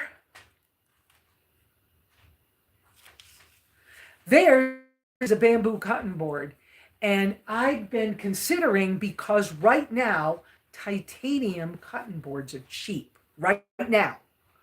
It won't last for very long. But I've been considering getting one for this little desk setup, because titanium is really strong and really light. And it would give me a flatter surface for working on. It would give me a flatter surface if I put this table on the steering wheel and I wanted to put one of my candles on it. I would need it to be sturdy. And so that's the way I think about these particular things. So the company's doing a bamboo cutting board. And of course, they're thinking about people with bigger vehicles who don't mind the weight that they're putting on things. I'm very careful about the weight I put in my vehicles. So anyways, I don't know. I want to get with them too. So, because the bag that they've, has zippered pockets so you could put your silverware in. There's a space for coffee mugs and bowls, and I'm just like, yeah, that's the thing of beauty. Just, a one-piece thing. And it would be cool if I could move my kitchen from my vehicle to the cabin to the vehicle easily, or to any vehicle. That's to me kind of a blessing if I could do that. But I think for now, at least using the top of this the way, it was messy this morning, but using it basically for my little camp stove for now, I need to put some a riser leg or something. That piece of flooring is pretty, but I need to make it neater. And so I don't know. But anyways, so just asking. Okay, what is the deal with? I can't make this go away from my. So I can't see anything because of the pole. Oh, maybe I know why. Wait a minute. Ooh, start a Q&A? I never saw that before. Okay, I'm on all messages. Nope. Okay. I'm trying to figure out why I can't. Maybe this. No. I feel like I'm stuck with messages because I can't see anything. Maybe it's because the poll. Okay, go back to the poll.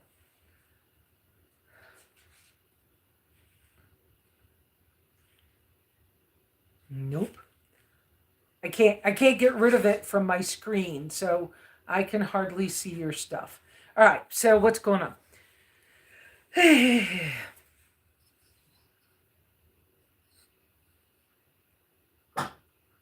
Yes, Wendy, what do you want? Okay. Maybe I click on that? No. I can't get rid of this. I can't see messages. Are you guys talking to me? And Babs is stuck. Why is Babs stuck? Unpin message. There we go. Maybe I did some.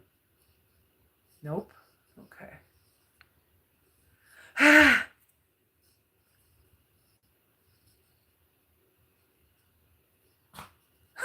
don't know how to. Oh, I don't know how to get that out of the way. You want to go out?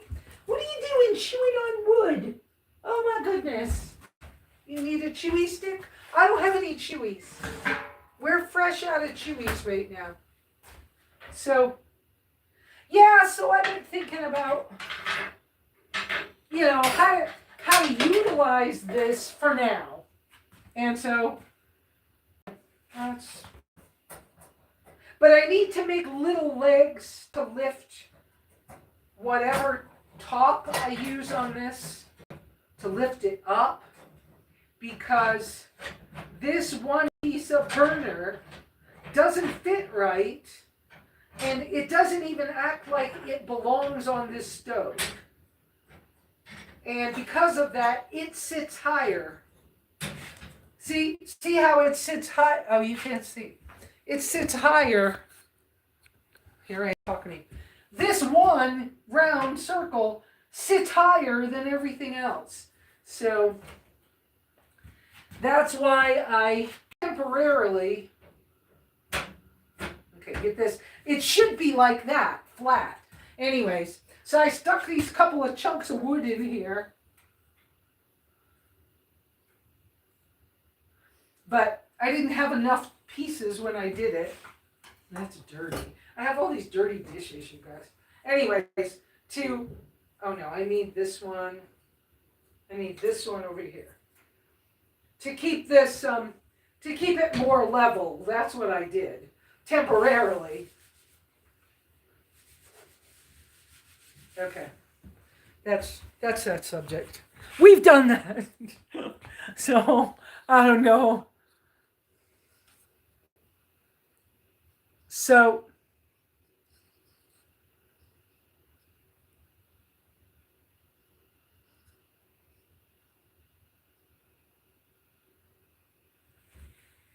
there we go. Okay.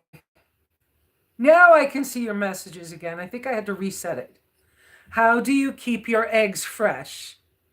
I keep them in the shade, and I only buy eggs that have never been in a refrigerator. I used to have chickens. I don't really want to deal with chickens, and I don't like sitting still. And so being stuck here for almost a year is really hard for me. Ask anybody on the channel. They all know. I just like to travel a lot. And so under normal circumstances, I would be in Payson for Thanksgiving. In Sedona for Thanksgiving. I would, be somewhere else for early December. I don't do this sitting still thing. So, anyways.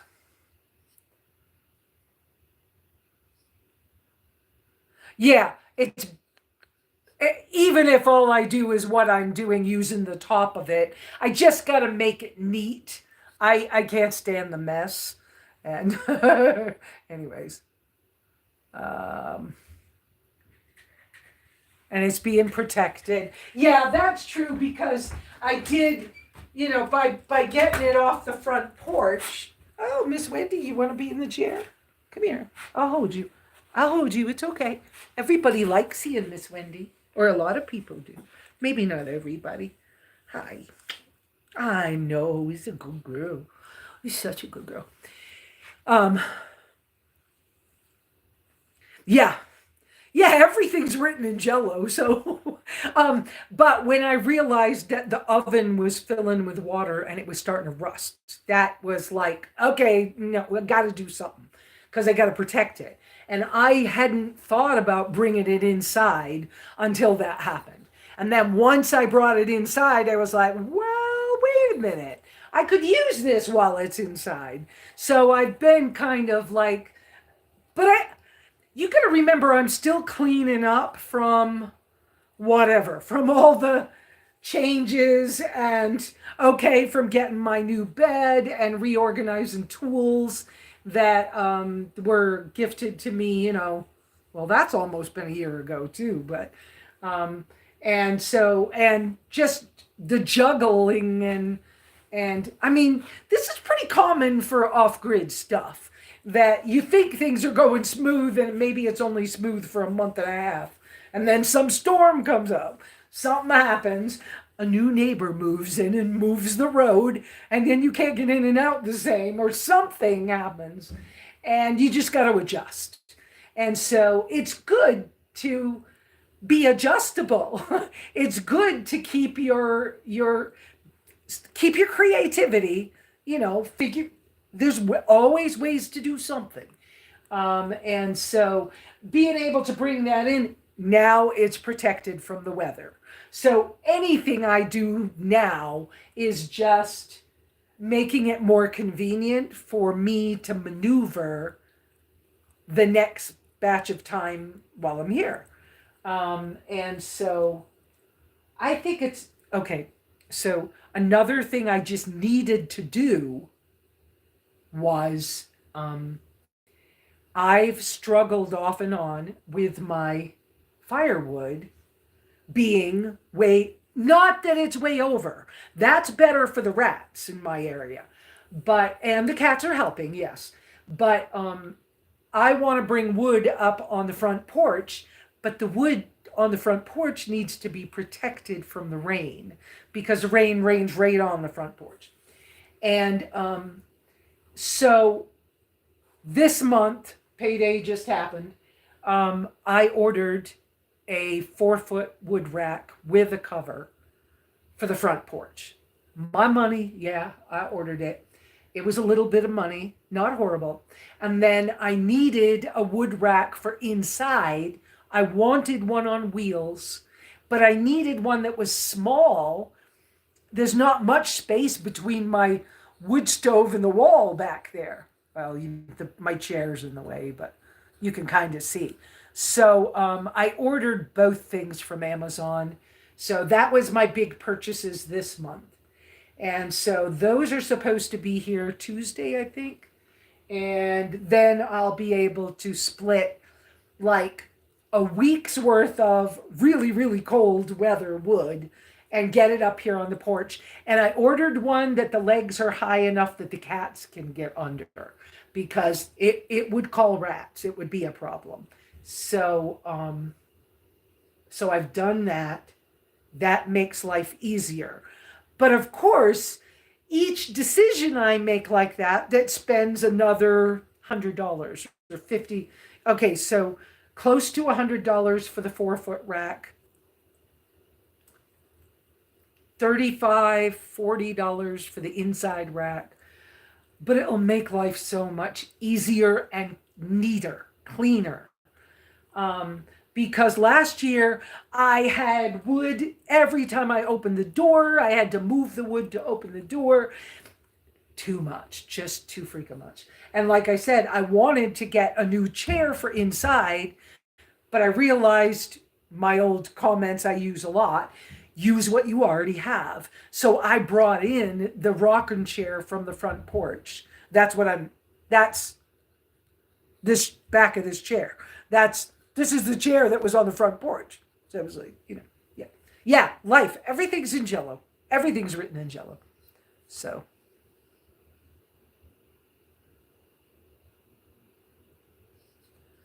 Okay. Which one is easier and or cheaper? Living in a vehicle or paid off land?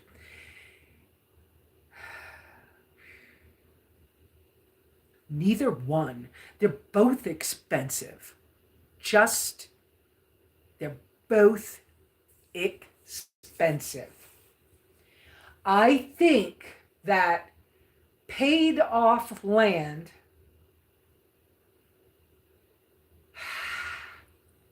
see if you have more time than money and you're strong enough and have the energy to do the kind of off-grid things that I've had to do, You can make off-grid cheaper, but it's not inherently cheaper. And living in a vehicle, because you're closer to cities and towns, shopping, and other people, you have the influence of society shining in your face all the time. That's not cheaper either. Most people who have my particular income, which is right around $1,000 a month, I'm still on disability. I'll be 67 next year. In January, it changes to retirement. But the most people who have my kind of income, and especially a fixed income like mine, they can either have a car or they can have housing. But having both is difficult. And I would agree that it takes a village to keep us running. It keeps my having the relationships I have with y'all, the relationships I have with my auto mechanics and the shop. If I didn't have those, some of the things I do would be harder and more expensive, much more expensive. I'm blessed, beyond belief blessed. But my land's all paid for, my cabin's all paid for, everything's all paid for. I'm paying off. It'll be soon. What did I see? I'm down to, I don't know, $1,600, something like that. Anyways, I'm paying off work I had done to the last 3 vehicles, including the minivan from Howa, which a lot of people ask me, stop asking me questions about it. Just get over it. I got over it. 4 months after they gave me the van, the engine died. So whatever. So moving right along. So it's easier to live in a vehicle. Easy and simple are 2 different things. Easier to live in a vehicle, probably cheaper to live on paid for land. But the energy exchange, the stuff you need to be okay, are 2 different things, whole different things. So how long do eggs last outside the refrigerator?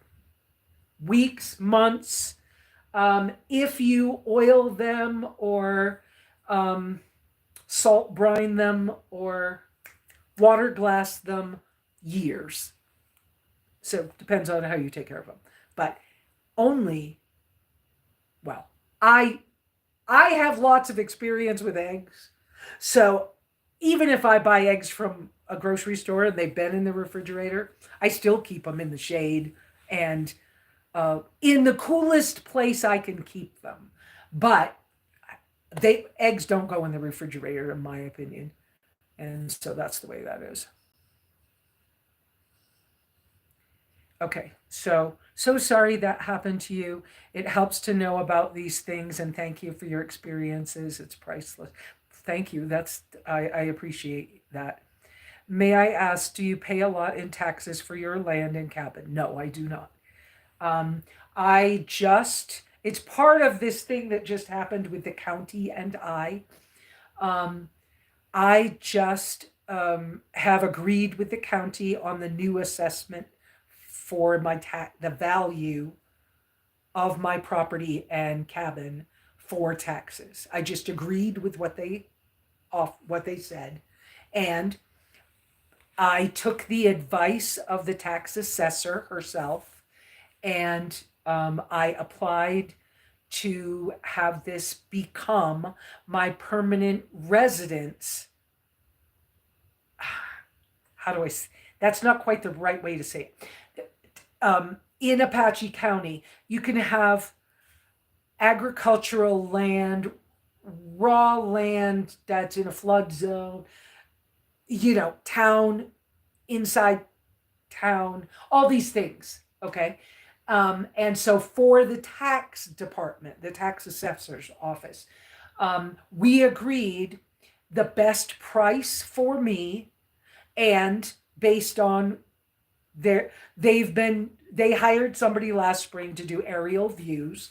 And so they're catching up with people who have buildings on property that they thought was raw land. And so I didn't have to change my tax base, but it was wise for me to change it from ag land, no, raw land. Mine was raw land in a flood zone. It was cheaper taxes for me to change it to my permanent residence. So I applied for that. And then come January, I get to apply for um, a tax freeze because of my age. Um, they can freeze my taxes, and as long as I'm alive, my taxes will never increase. I also have started the process to create a graveyard here, and that won't benefit me directly, but when the beneficiary of my land, which will be my son, inherits the land, when they figure his taxes, they will subtract the area of the graveyard from the acreage of the land, the property, to figure his taxes. So it'll be a little better for him. So, do I pay a lot of in taxes for my land? Because I am low income, qualified for a tax exemption in Apache County. So those people who spend their time looking up, because I'm a YouTuber, looking up how much taxes I pay, they see a goose egg because I was granted a tax exemption. Now, the new amount that my land is worth, because my land has increased in value, and then the cabin has also added value. So when I first was here 13 years ago, it was $30 a year for the taxes on my 10 acres. Now, with the cabin and everything, it will be $92 a year. Okay? That's full disclosure, guys.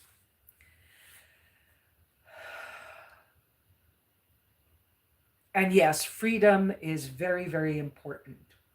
And I have to say that this whole thing that came up with the county, it scared me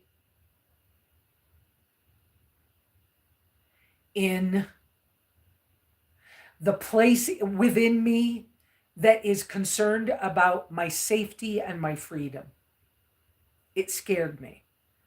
And I have now better answers, and I know more, but I can't share it yet until I finish my stuff. Okay? But once I found out what I did, my fear is less and my concern completely less. And then you get a new neighbor that moves in, and the concern about the road is like, where's my freedom where the road comes? But I'm so glad they hired Moses. And I can't remember Moses's last name. I apologize. But he does fencing, has a surveyor that works with him. And so he does surveying, fencing, and road work. And he also has a YouTube channel, and I don't remember what it's called. But if you're in Apache County, hiring him, he knows the rules, and I can't remember if he's a Sabbath keeper, but I know he believes in the great creator. And so I trust him, and I know that he's not going to try. He's going to hold people to doing things the right way. And so, yeah. So there's that. Okay. Yeah, I think for now, I'm just going to continue using the vintage stove, kind of the way it is. But I think I'll try to get a riser or make a riser, a little shelf for the back. I don't know. I don't want it to get too cluttery. I can't stand clutter. It just drives me freaking crazy. But yeah, I think I just need to make it so it works a little easier. It's been really nice to use that space. Um, to have the flat surface to work on. I showed you guys before.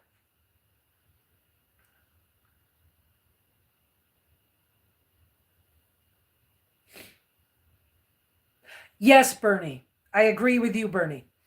Um, Speaking of that, if you're going to live on your land as a nomad and you're going to vehicle dwell, my original idea was my best idea for the property. And I think that it would have been more advantageous to push people to actually do what I wanted instead of what I didn't want. But thank you, God, I have this nice place. Okay. Um, because originally I wanted a carport with a partially enclosed shed and shower house. And I wanted it to share the same roof. But I wanted the shower house shed to be on the west side, which is where the storms come from on this piece of property. And then the carport, I would have just driven the car up in because the car always had my um, the car, the van, the whatever I had at the time, always had my bed and my kitchen in it. And then I would have just had a nice bathroom and you could come and go. You can do that here in Apache County and never build a house or a cabin and not have to do permits. You can do that. It's legal. But that's not how my stuff panned out. And I wasn't expecting this, but thank you, God. I'm really grateful I have what I have. Because especially with this engine blowing, and this has been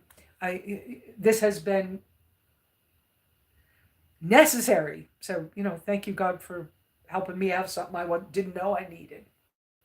So,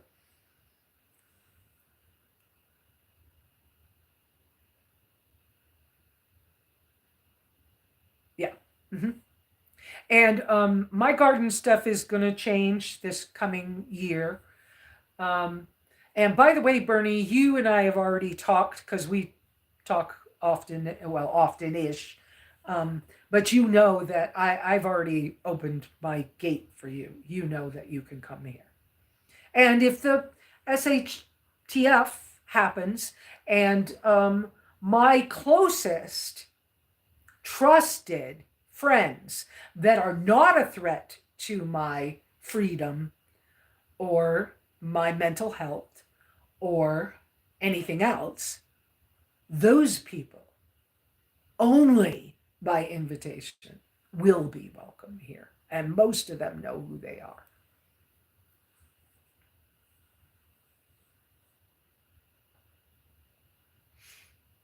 And once in a while, I'll ask them to help me out with something. Go put these seeds in the ground. Help me out. Watch the cats for a couple of days so I can like go fishing or something. I don't know. I'm only 45 minutes from like stocked fishing ponds and things. I mean, it's pretty cool over here. Oh, I went to Zuni this past week. Wasn't intended at all. I wasn't sure what I was doing this week, but a neighbor needed some help.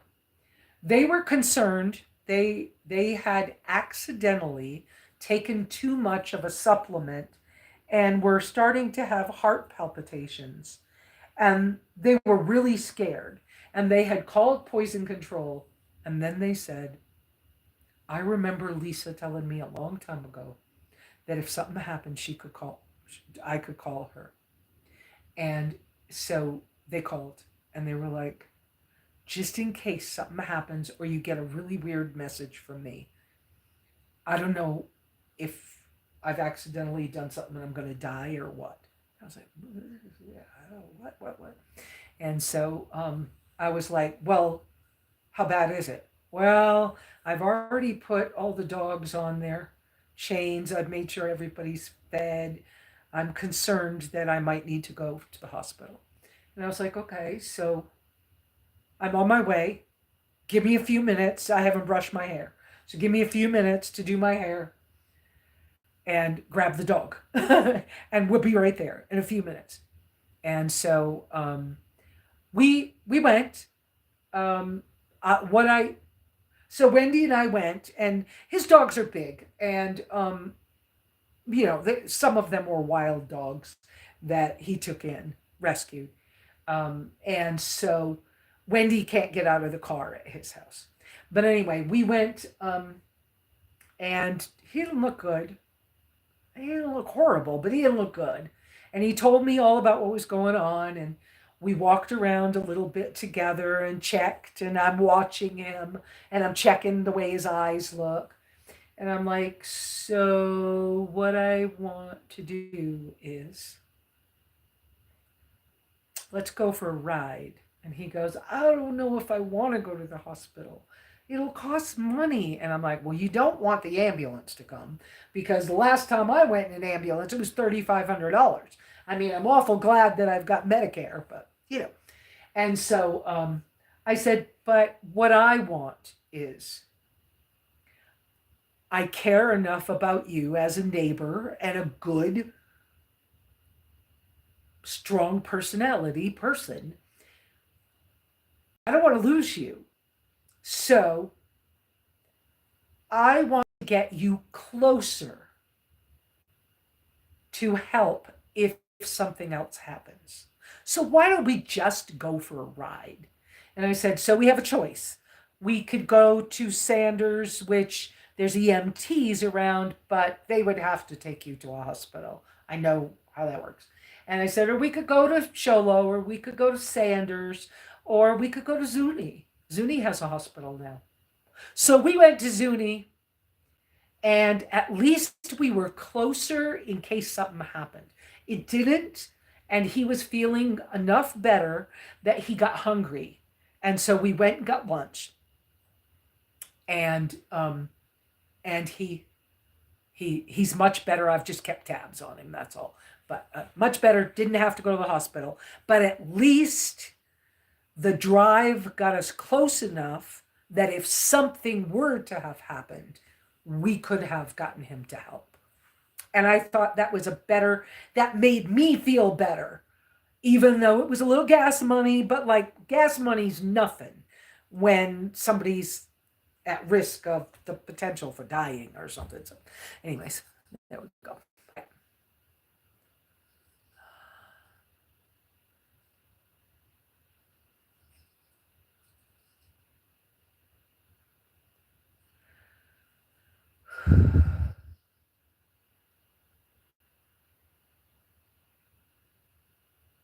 Thank you, Bernie. I have to read yours, cues or no cues, because we're sistas. Sistas. Hermanas. What kinds of, okay, so this is melanin. What kinds of maintenance am I responsible for as a raw landowner, and how doable is it if you travel 75% of the time? What amount of money would one spend on that land maintenance? Actually, I did that a number of years while I had this property. I was on this property before I bought it. It belonged to a friend first. And then we split the acreage in half, and I bought half over time. So I've been out here about 13 years. If you're doing 75% travel, there's no maintenance at all as long as you have access to your land. There's no maintenance.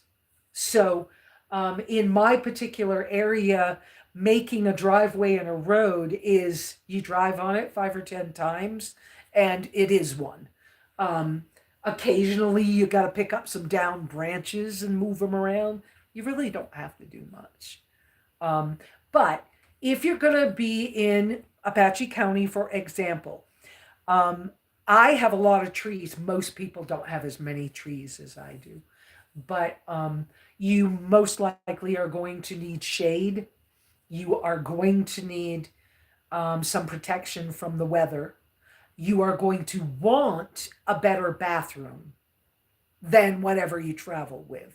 I mean, our bathrooms can be okayish, but I mean, seriously, if you get sick while you're home and you have how many trash bags full of poop, then it gets bigger than you before you get to town, and you can't carry it to town. Having a solution on site makes sense. These things don't cost a lot of money. You can get with the health department in Apache County. They will give you directions and a free permit for either doing a batch composting system the way they prefer it. That system can cost anywhere around $100 to build. Or you can get the free permit for an outhouse and put in an outhouse, as long as you do it by their rules. They will approve that for you. They will want you to take your trash away. You know, there's things like that. But other maintenance, just not much. I suggest that in Apache County and most of Arizona, because of the free range cattle laws, it's your job to fence the cattle off your property, not the ranchers. So if you don't want the cattle on your property, you're going to be fencing your property or buy one that's already fenced. If you can't afford to do that, like I couldn't, then my suggestion is do a small yard fence around your rig, vehicle, whatever you're camping in. Do a small space first, and then as you can afford it, make it bigger and bigger until it's comfortable for you. But that will keep the cattle from stepping on your lawn chairs, ruining your shade tent or whatever you do. Thinking that the first 5 gallon bucket they see is food or water, and destroying those. It just saves your butt. So I'm just saying minor. Is that helpful?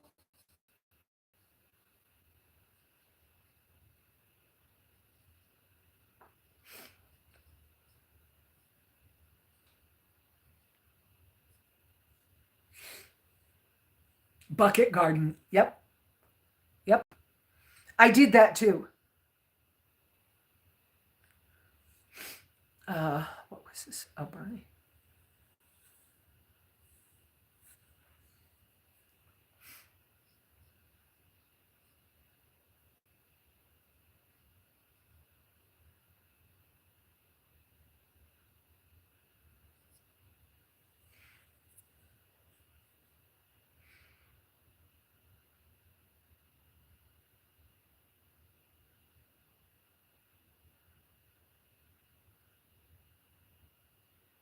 Yeah, yeah, hermanas.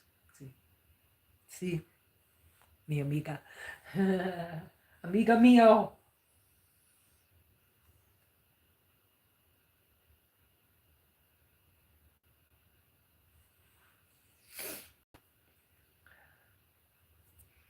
Border Patrol, the Orange Police, the Orange Police between Ehrenberg and uh, what's the town in California right there beside Ehrenberg? Y'all know what I mean. The Orange Police. Yeah. There's a story. I don't feel like telling it today, but yeah, I think I'm just gonna continue using the top of this stove as the kitchenette for the time being. Just gotta make it just a hair more comfortable again. Um, because it was getting messy this morning. And I was like, oh, good Lord. I need to wash dishes. I was like, forget it. I can't do everything. um, But I really like that bag with the cutting board um, from that company. I'm going to try to get a hold of them. They also have an inflatable.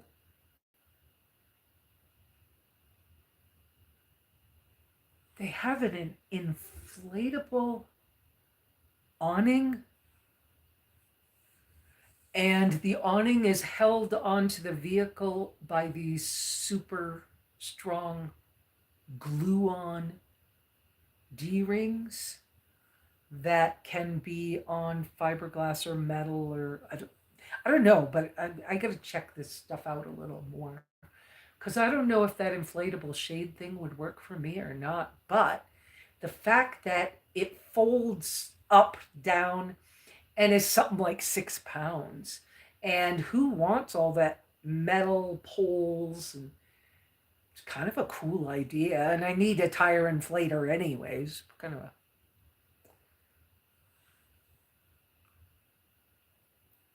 Oh, mobile gardens, that's kind of a simple thing. The thing with a mobile garden that's really, really super important, and I'm not Bernie, but whatever. Bernie will tell you too. But the really important thing is to protect the plants from the wind. So, shade cloth and cover is necessary when you travel for wind. What's the name of the company? Is I wrote it down. Day Lodge. DAYL.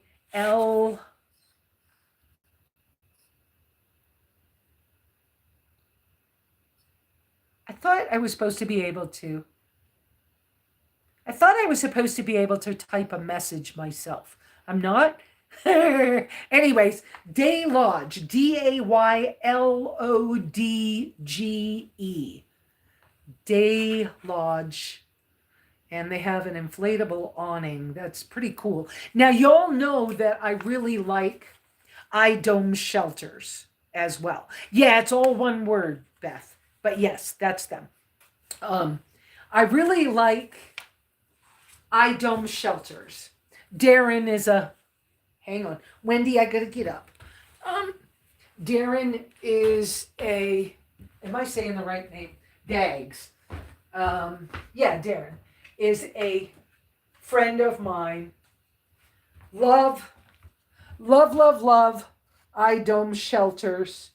If you're looking at gazelle tents, pop-up shelters, take a look at these. Yes, they're pricey.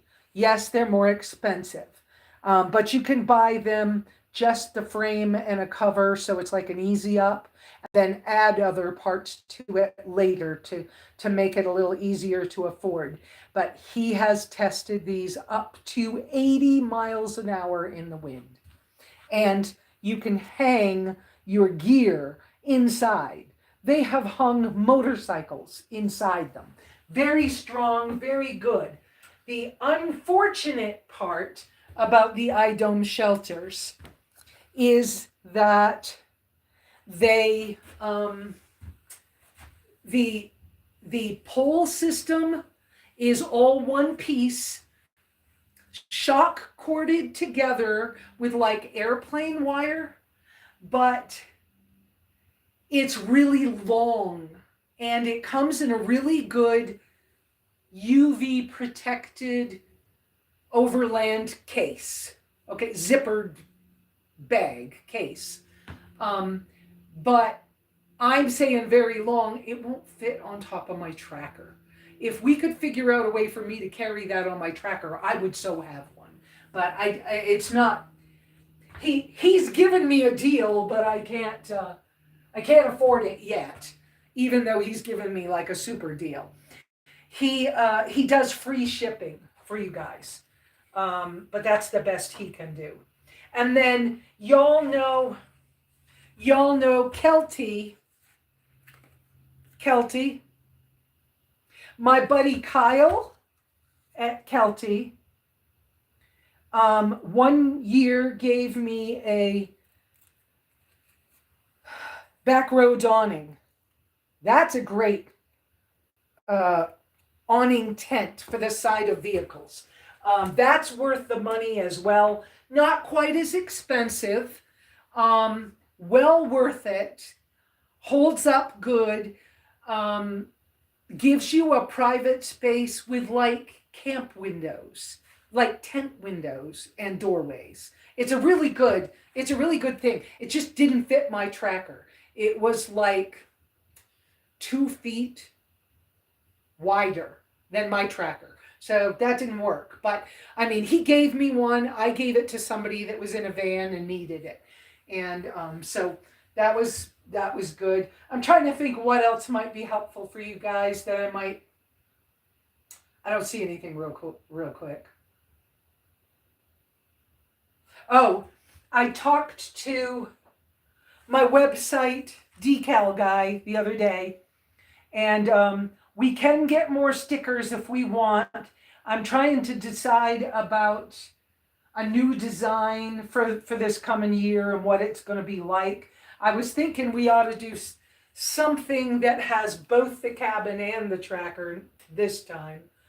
And he offered to me that we could, now he's doing it for somebody else.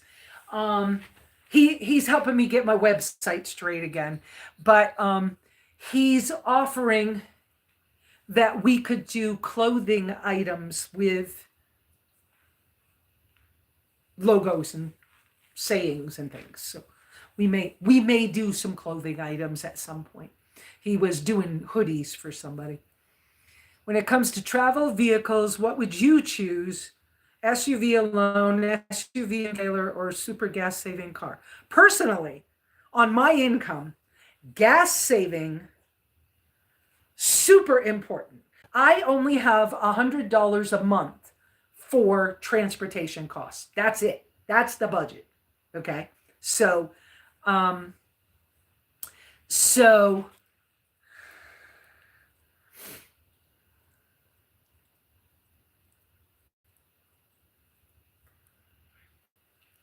my preference has always been SUVs. Okay. I've had vans. I don't like driving them. I don't like going down a steep hill in a van. I don't like the way the wind blows a van around. I just don't like it. And for me personally, my lower back hurts no matter how I maneuver in a van.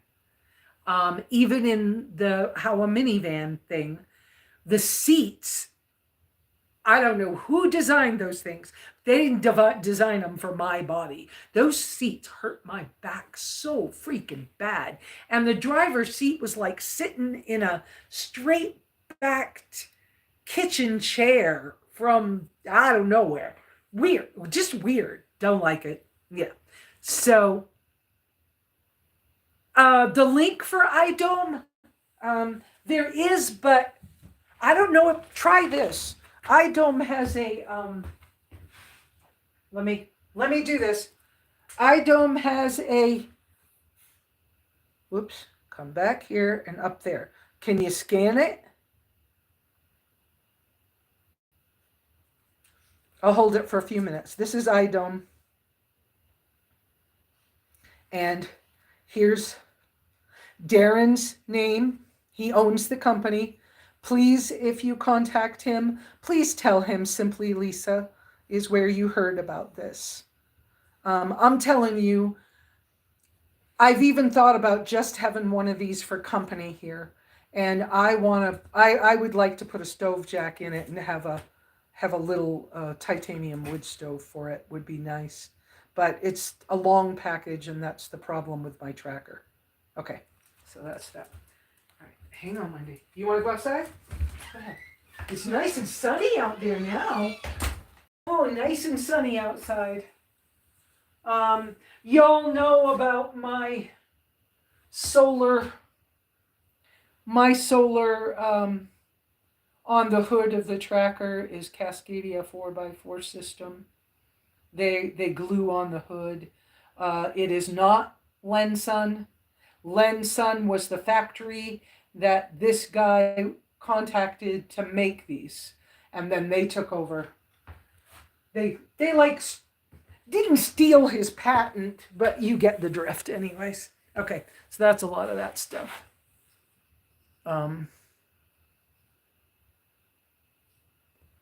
Okay, going back up. Okay, so when it comes to travel vehicles, what would you choose? So you did ask me what I would choose. SUV and a gas-saving SUV. That's what I would choose. What I have chosen. Okay, so let me also say, Miss Lesa, my dream vehicle was always a 2-door Jeep Wrangler. Dream vehicle. All the mechanics said, don't do it. It ain't good. Too expensive. You can't afford it on your income. Blah, blah, ad nauseum. Okay? Got it. I heard y'all, right, Jeremy? I heard y'all. I had a Jeep Cherokee. Piece of poop. Piece of poop. Horrible car. That thing cost me so much money. That's part of what I'm paying off on. It'll be over with soon. Anyway, but because you asked me what I would choose, my original idea, way before I ever got a van, was I wanted a 2-door Jeep Wrangler and a 13-foot Scamp. And I wanted to change the axle on the Scamp for a Jeep axle. So one spare tire was all I had to have for both things. That's where I was going. And because I'm allergic to propane, I was going to put a wood stove in the 13-foot Scamp. I was headed for that when I had Van Tucket, the old blue van I used to have. And that was like 2011, 2012, 13. I don't remember how many years in there. But that would have been perfect with, even if I wanted a piece of land. That would have been perfect because you could leave the 13-foot Scamp tied down with hurricane straps and locks and, put boots on the tires so nobody could steal it while you're gone, right? But then if anything ever happened to you when you're older or you got sick or the weather was just really crappy, fiberglass Scamps, they'll let them in RV parks that they won't let older RVs in. And anybody can tow that small a rig to get it somewhere if something, if you get sick or like the year I was paralyzed. So the whole idea was that's what I wanted, okay? And it was a good idea. And had life gone that way, I would have done that. And then you could be on your property all you want to be. You could leave the camper on the property because guess what? Rats don't like fiberglass trailers. Now, that doesn't mean all fiberglass trailers never have a mouse or a rat. They don't like it because they can't chew into it because the fiberglass, tears them up. But I mean, it's nasty stuff. It's itchy, but it's glass. It shreds it shreds them. So, but anywhere that there's a water inlet or a power plug or a gas inlet or something like that, you need to protect those so that they can't get in. But those were my original, way before I ever got Van Tucket. That's what I wanted. Straight up. Wasn't even a question. And because if you had put the Jeep axle on the Scamp, the ground clearance would have been better and you could take it on dirt roads anywhere you want to go, more or less. So lightweight, not too heavy for the Jeep because Jeeps are not Jeeps are really good in low gear. Okay. So they have a lot of power in low gear. They can get through rough terrain. They're no good at towing. So keep it light. And I'm one of those keep it light people. Travel light and often is something I've said for a long, long time. And in order to travel light and often, you see how minimalist I am with my clothes. All my pots and pans that I travel with are either enamel or titanium. So this would have been a no-brainer thing anyways. I'm not going to have heavy stuff. I'm not going to have a lot of crap, with me. It's just not the way I roll. Now, as far as lawn chairs go, there's a whole nother conversation about lawn chairs, but the fireside rocker is my favorite. I want another fireside rocker, which is the shorter one. It's gray. The one I want's gray for travel. But I want the regular height GSI. I forgot. It has a different name. It doesn't say fireside. But there's a black regular height GSI rocking chair. That's what I want for the cabin because this chair is supposed to be on the front porch. But right now I don't have the $70 to buy one. So that's, whatever. Okay. But I prefer being outside, living in sunshine and daylight. I prefer eating my meals before it gets dark at night. So daylight diet kind of idea that you only eat when it's light out. I mean, I can have a cup of coffee before it's light, but I'm not going to eat my food until I can see. Okay. I like candlelight. I like low tech. I like not needing a bunch of stuff. I sleep. Okay. I can't afford the Jeep. But when I went to my mechanics and said, look, I've had all this trouble with these vehicles and I'm done. I need a vehicle that's capable, the ground clearance is good. I need four-wheel drive because sometimes there's mud deeper than my butt. And so what can I have? And I took a poll from all my mechanic buddies. Everybody came back to an old Mazda pickup truck, but you can't finding one's really hard. Or a first gen tracker sidekick, so Suzuki product. We were able to find me a 98 Chevy Tracker that was stock, four-wheel drive, automatic, because I have been paralyzed a couple of times. And I can afford a tracker. I didn't know I was going to run into an engine issue. But you got to remember, I bought a tracker that had something like, I don't remember, 70 or 78 or 90,000 miles on it. Something very under 100,000 miles. Okay. Stan kept it a couple of months, did a lift kit, got me $800 really nice tires. We did a bunch of stuff to it. Okay. And the one I got looks enough like a Wrangler Jeep that it made me feel happy about what it looks like. And when I first found out, there's a video out here on my channel somewhere. When I first found out that my front seats fold all the way back flat, I was like, wait a minute, can I sleep on top of that seat?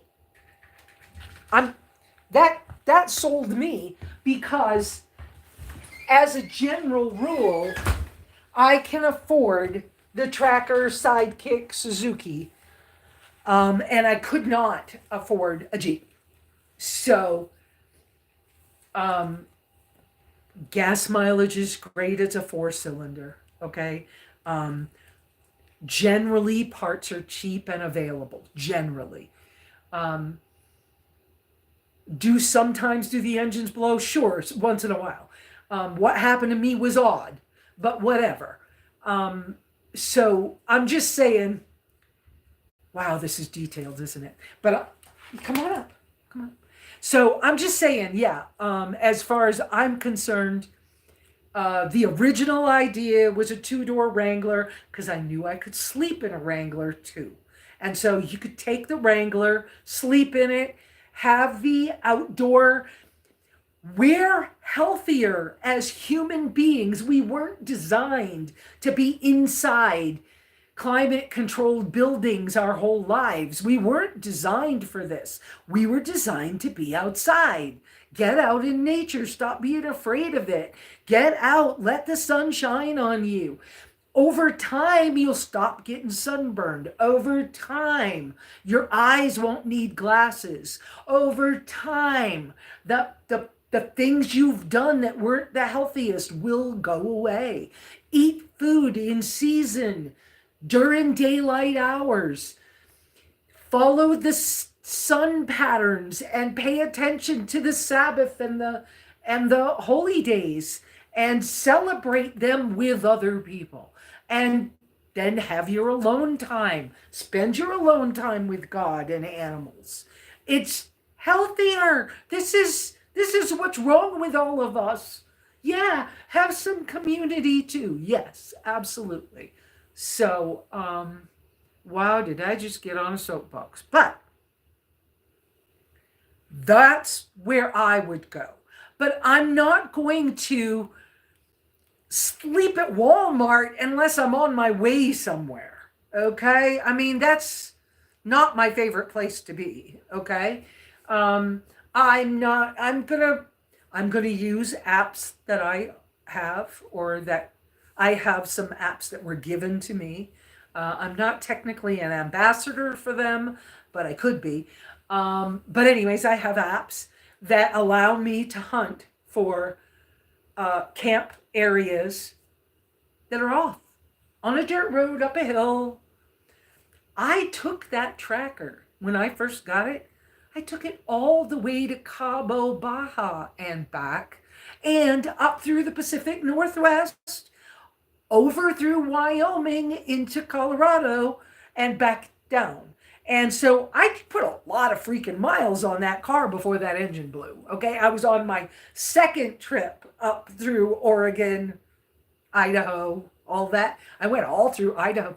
Oh my goodness. That night that I was on that road all by myself, and then I realized maybe it wasn't a road, maybe it was an ATV trail, because trackers are narrow.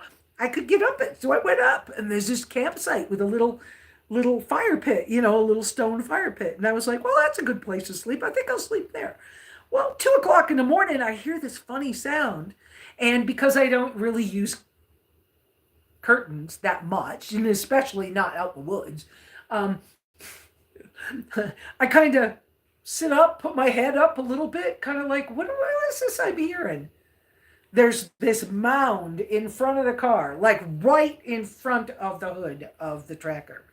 And I'm like, what? It stood up, and I went, oh crap. It was a bear. He stayed there for I don't know how long. And the whole time I'm going, I'm so glad I hung my trash in a tree like I used to when I was hiking. I'm so glad that the only food I've got with me is canned salmon that's not opened. I'm so freaking glad. But if that bear wants in here, because mine is not a tin top. If you look at Suzuki's, get a tin top, okay? But if you can. I mean, I didn't realize. Anyways, my fiberglass roof, all he's going to do is get one claw under it. He's inside my car, so, I'm not winning. But I think I should have bear spray. But, and I was going to leave because of that. And I ended up just feeling like I should stay one more night. And he came the next night and stayed right beside me that night too. And I was like, okay, God, thank you. I don't quite know why, but maybe he's protecting me from something. And how about we look at this in some positive way? And I was like, but in the morning when it's daylight, I'm leaving because 2 nights with a bear is enough. So, yeah.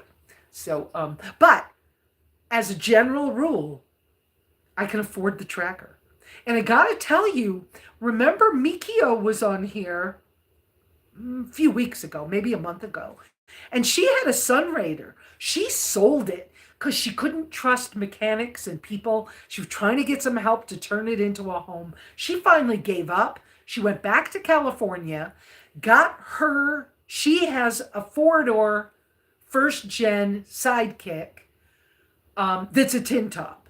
And she went back to get that vehicle back on the road. Some because I encouraged her, some not all me. I'm not saying it's all me, but some because I was like, Mikio, that's a good rig if you could figure it out.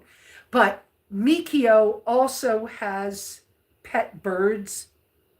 So she's going to add some things to hers so that she can sleep a little outside the vehicle and the birds can be safe inside the vehicle. But, I don't have to be on pavement.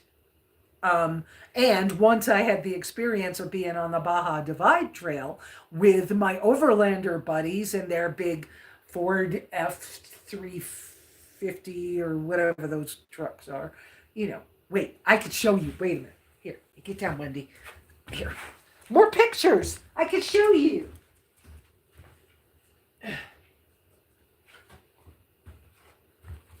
These friends traveling with these guys down to Baja. I'm telling you, some of the roads we went on, finding out that my little tracker can do the roads I wanted it to do on the Baja Divide Trail, that was fun. That was crazy fun. So, and I did water crossings, and unfortunately, and I love these people, don't get me wrong, but unfortunately, I was taking advice from people who didn't really know trackers, and so, or sidekicks. And so there were a couple of pieces of advice I followed that another time I wouldn't do. I don't need, with a tracker, you don't need to put it in 4-wheel drive as much as you would a different vehicle. They're so freaking capable. You want to come back up? Come on, you can come up. Do you want to come back up? Come on. Sit with Mama? No? You so happy? Your tail would I don't know what your tail would do right now. You want, no, it's not time for treats. What time is it? It's not time for treats. No. I'll make some lunch in about another, I don't know.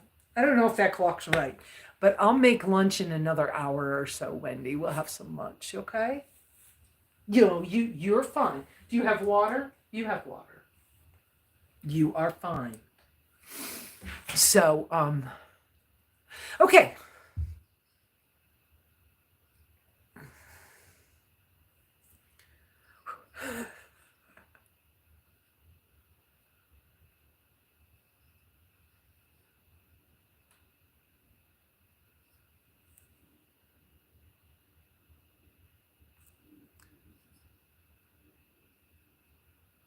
Yeah, yeah, Bernie. I'm thinking about designing one that will have the cabin and the tracker on it because it's who I am, and something that also says, "Hey, I travel," because I wouldn't mind getting on a plane and going somewhere.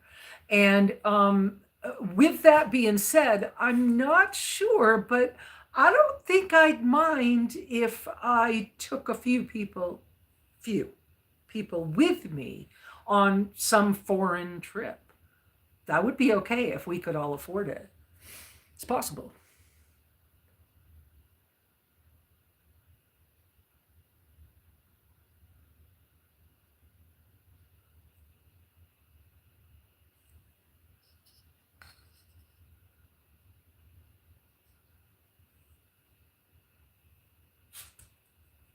Come on.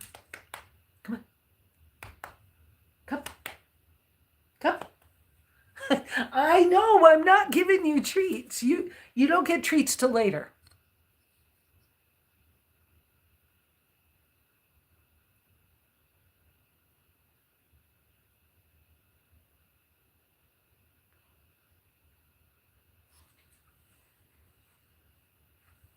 Oh, I just saw. I'm seeing the gel butt pad thing. There's a gel butt pad for seat, um, that's ultralight for travel. That folds in half so you can take it on an airplane really easily. You could check for those too, depending on what you have.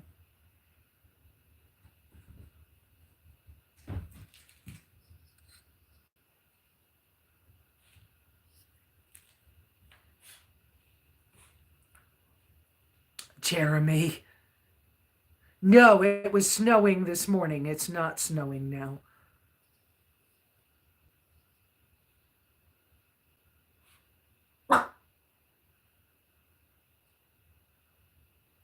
Thank you, Leanna. um, Beth, I remember when I got in a rough North Country road only to see snowmobile signage and was driving a snowmobile trail with my 15. I've done similar, and I've done some of those things in some places like up near Flagstaff, which I thought they were roads. They weren't roads, and I had my van on them. Some of that was a little scary. Candy! Yeah, Candy, I should get that water crossing. That was good. Yeah.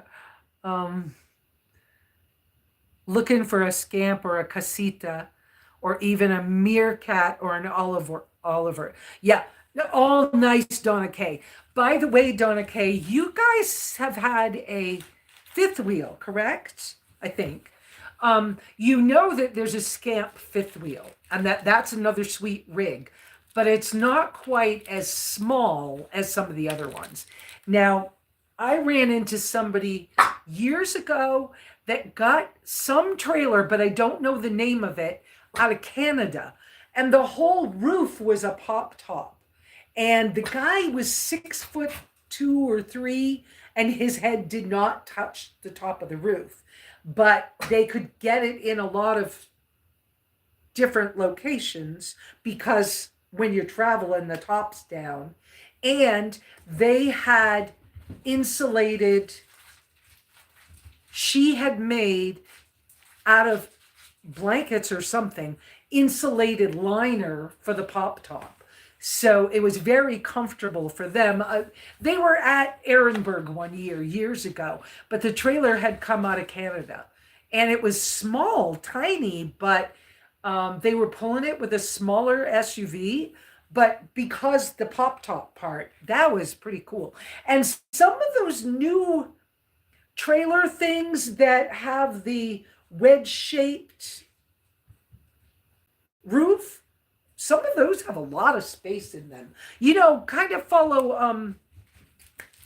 what's his name over at Playing with Sticks. Drew at Playing with Sticks. Um, they're out of Alaska, but he and his family, they've been through all kinds of little trailers and stuff like that, but they, and RVs and whatever, they love teardrop campers. And so you want to look at stuff like that, take a look at his channel. Great stuff. Tell him I sent you. Um, um,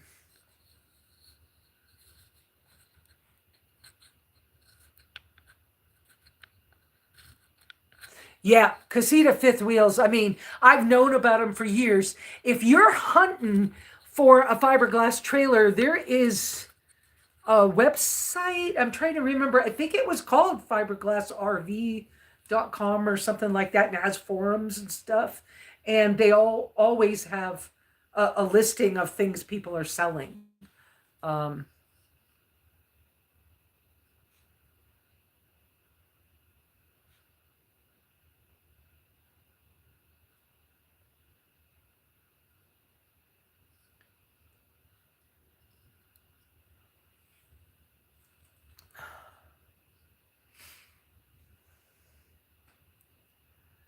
What is an ideal max weight that you would add to your tracker or any small vehicle?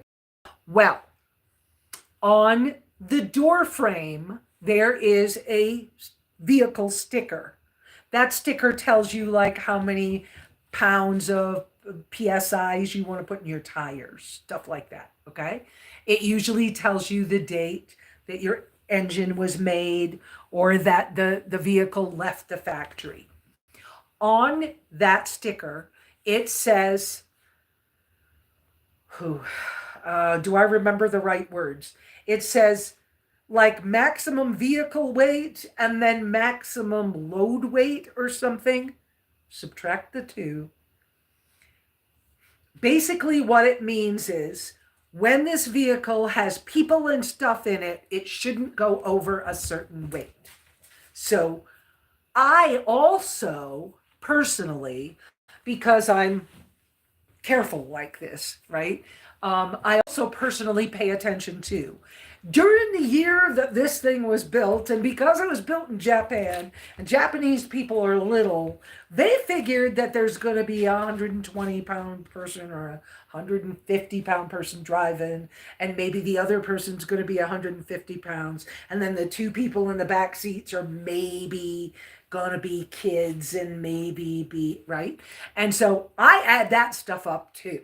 And I go, okay, now when I removed the back seat, because of the way Zukis or trackers or sidekicks, the way the back seat folds up, the seat folds from the back of the seat folds toward the seat, and then the whole thing folds up and it's like a little wall, right?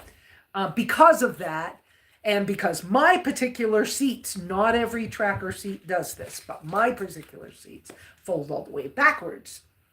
By the way, the Jimneys, they kept that in the new Jimneys that are not available in the United States. But anyways, their seats do the same thing. So if you watch any of the Japanese, especially, Jimny camper things, you'll see people putting their seats down and making a double bed out of the Jimneys. I so would do that. But we can't have new Jimneys in the United States. Anyway, I removed my rear seat. It was bolted in. It wasn't a quick bolt in and out thing. This was work to get it in and out. So I removed my rear seat so I could sleep inside my vehicle. So what was I answering? No, I forgot what I was answering. I saw something. The weight. That's what it was. So when I removed the seat, I had a bathroom scale here at the time, and I stepped on the scale and then I picked up the seat. So I knew how much it weighed. And I was like, okay, so anything I put in that's structure can't weigh any more than that back seat did. Well, that back seat weighed what, 35, 40 pounds, something like that. I have 35 pounds, something like that. So I was like, well, that's all. I don't want any structure to be heavier than that. That's the way I was thinking. So I'm really picky about the weight I put in things because I want to keep my gas mileage because I'm, not that rich. I mean, money comes to me pretty good. I'm blessed. I'm blessed in incredible ways. I really am. I really am blessed. And I think I'm rich in ways that are not monetary. But so I am careful. Like I planned, I own a water port, which is a water tank that goes on the back of my rig in a receiver hitch. So I had to have the receiver hitch modified by a welder. Had to fix it.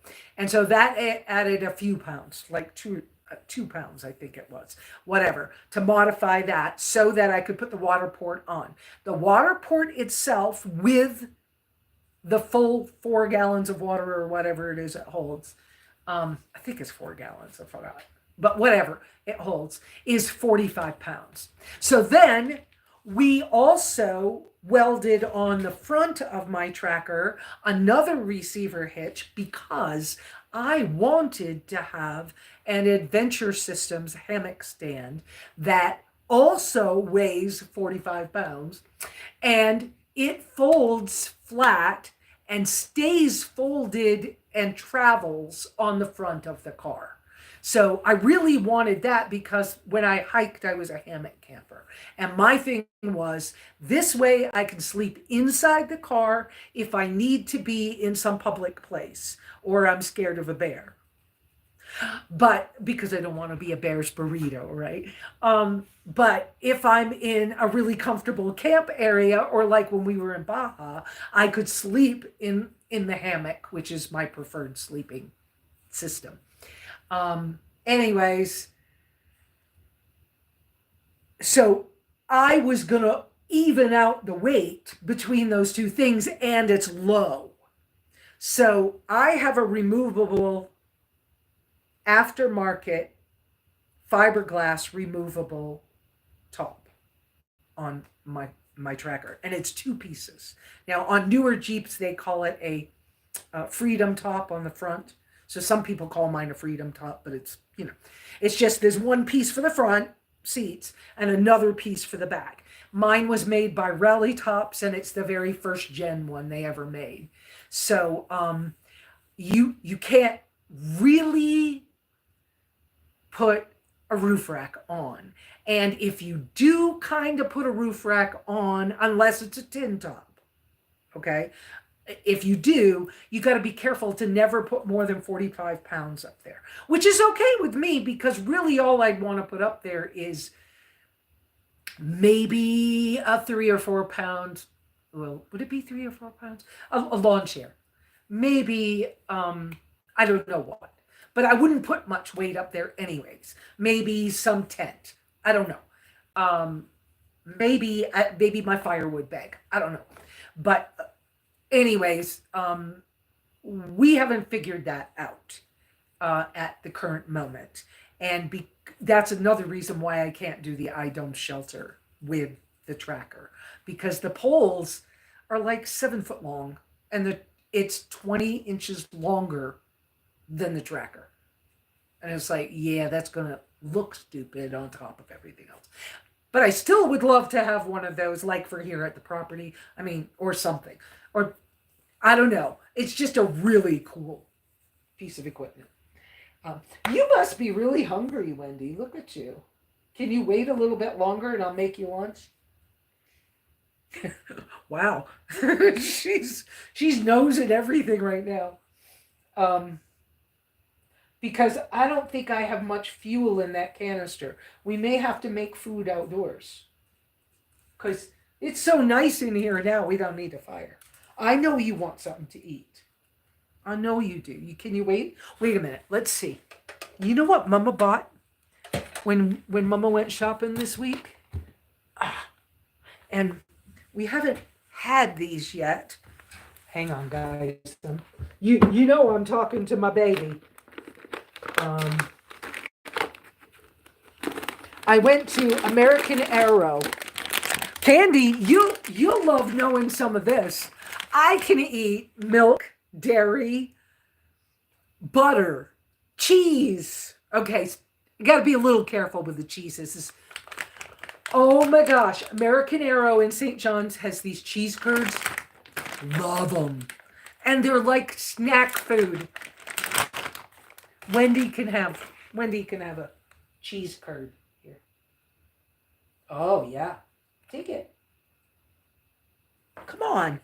Take it. These are so good. And they weren't horribly expensive.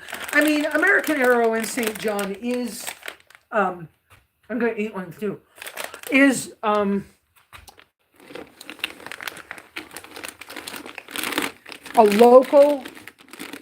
local rancher, and things are more expensive, of course, but well, ultra careful processing, the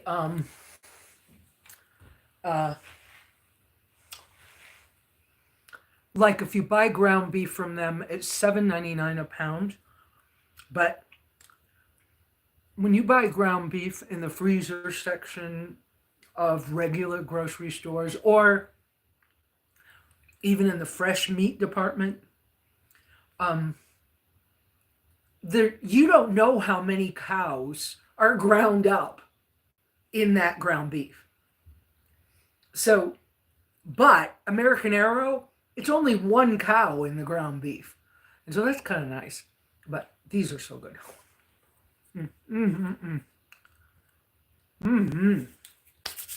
So Wendy having a snack. Okay, me too. So, if, like I suggested for Mikio with the birds, she has the 4-door. Mine's only a 2-door. But I suggested that she look at motorcycle campers, and especially the quick camp motorcycle camper, because it is a fiberglass camper that you tow, trailer, and it weighs something like 350 pounds, and it's real simple to set up. And if you want a brand new one, because maybe you don't, maybe like me, you haven't had much new stuff in your life. Well, I guess I have now, but I used to feel that way. And it was like, I know I can go get a used one, and I have to recover the cushions, and I have to, fix this thing and fix that thing. Maybe you want a brand new one for the, maybe not the first time in your life, but maybe you want a brand new one. It's like $3,500. Actually, right now on Marketplace, somebody in Phoenix, Arizona, is selling one for $3,000. He said he used it twice, and it looks like it's hardly been used. So, but that's what I'm saying. Something like that is very reasonable, even if you had to buy a new one. But there's enough space in it for you could use the bathroom inside. It is almost a double bed, or it is a double bed. You can stand up inside of it to change clothes. And there's extra awnings and attic rooms that you can put on it. But that's reasonable for a tracker or sidekick or small vehicle. I mean, if you're Volkswagens or I wouldn't do the rooftop tent, but, well, maybe I shouldn't say that. There is one rooftop tent that I really love. It's by C6 Outdoors. The number 6 Outdoors. And it's called a Rev tent. They have got, Candy knows this one. They have got a black and white stripy one. That one's a special edition. It would look so good on my tracker. But I don't know how you'd put it on the roof. It only weighs 25 pounds. It is a kind of larger package, but it only weighs 25 pounds, and the mattress is something like 4 or 5 inches thick and built in to the tent. And so you can have it put on as a rooftop tent, or you can put it on the ground and sleep in it, or you can put it in the back of a pickup truck and sleep in it, or you get the idea. Or you could take it in your kid's house and put it on the floor in the, in the back room and sleep in it as, but it's a 4-season tent. It's really nice. It's not cheap. I love the roof rack they do for the Rev tent, because they have one that that's half the size, you think it's half the size.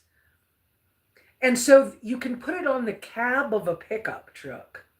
And then you can fold it open and half of it will stick out on its own. And does that make sense? Um, and then the tents can go on top. And but the tent itself only weighs 25 pounds. And but and now they have a new annex room for at the bottom with a window and a screen door that and access to the inside of your vehicle through a door or window, um, that you can use for a bathroom, shower, or just chilling in the heat. And I mean, I really like that. It's another kind of expensive. Um, I met them at Overland Expo in Flagstaff. Ooh, how many years ago? I don't know. And oh, I wanted them to sponsor me so bad. The little black and white one would be so cute on the tracker, but you know, quite the fact that it's only 25 pounds and it's kind of soft, it could ride on top of my roof with no problem if I had a way to tie it down. But it wouldn't give me any shade. It would only give me a bed. And when I was looking at the hammock stand for the bed, that was more appealing to me. And I still need shade. So what? Oh, honey, you just want lunch today, huh? You didn't have enough breakfast? Okay. Yeah, I've been inside of lots of scamp fifth wheels that come. What? Uh Honda Ridgeline.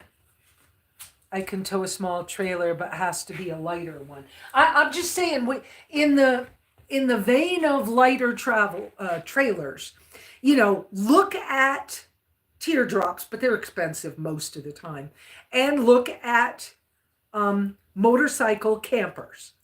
That's where you're going to find the big benefits. And don't forget, building your own foamy teardrop or something of that nature is not a bad idea. And some people will put rooftop tents on top of like Harbor Freight trailers and turn them into a good thing.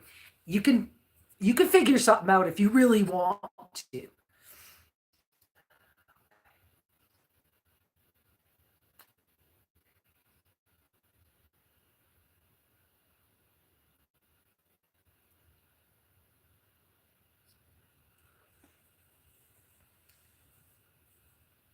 Oh yeah, yeah. Candy, I'm just seeing that happier camper thing. Those are nice too. And what I like about those, they're more expensive in my opinion, but my life and money is a whole thing.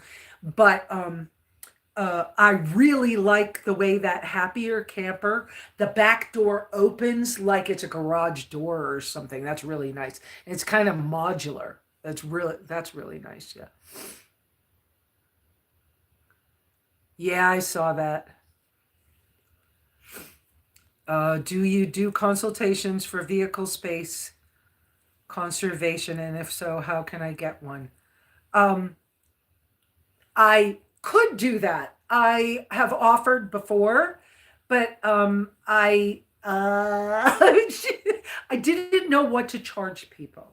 And because of things like Zoom and whatnot, we could do it that way where you show me what you got going on and who you are as a person, and then I can consult with you that way. Um, um,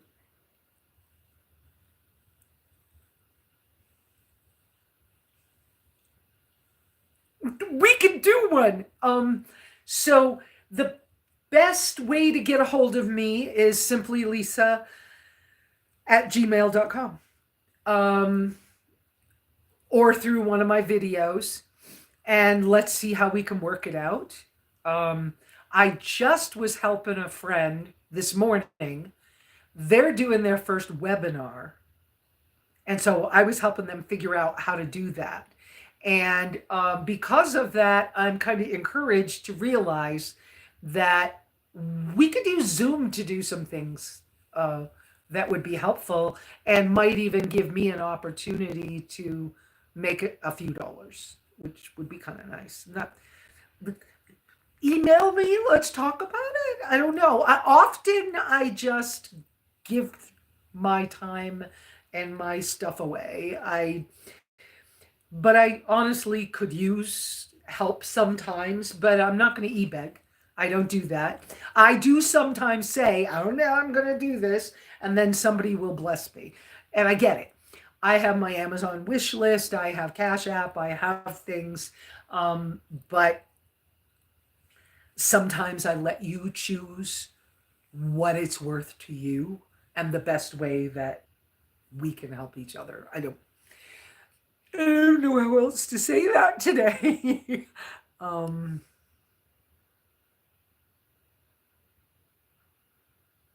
oh, look, Beth, you already put it up there.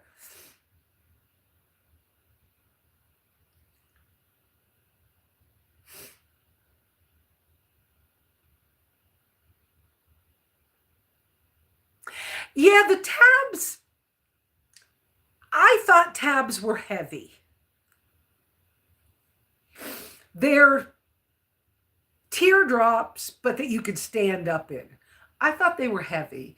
And the one lady I knew that one year, it's been a while, but she had a four-door Jeep and she was pulling a tab. She said there were times when it was struggling uphill. I don't know.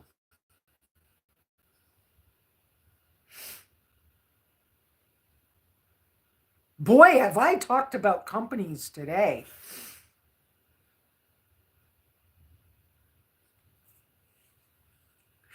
Okay, so a teardrop, how does it compare to a tracker or a super gas saver? Here's how I think about my tracker. Okay. Remember, my tracker looks like a mini me Jeep, two-door Jeep, Wrangler. Okay. So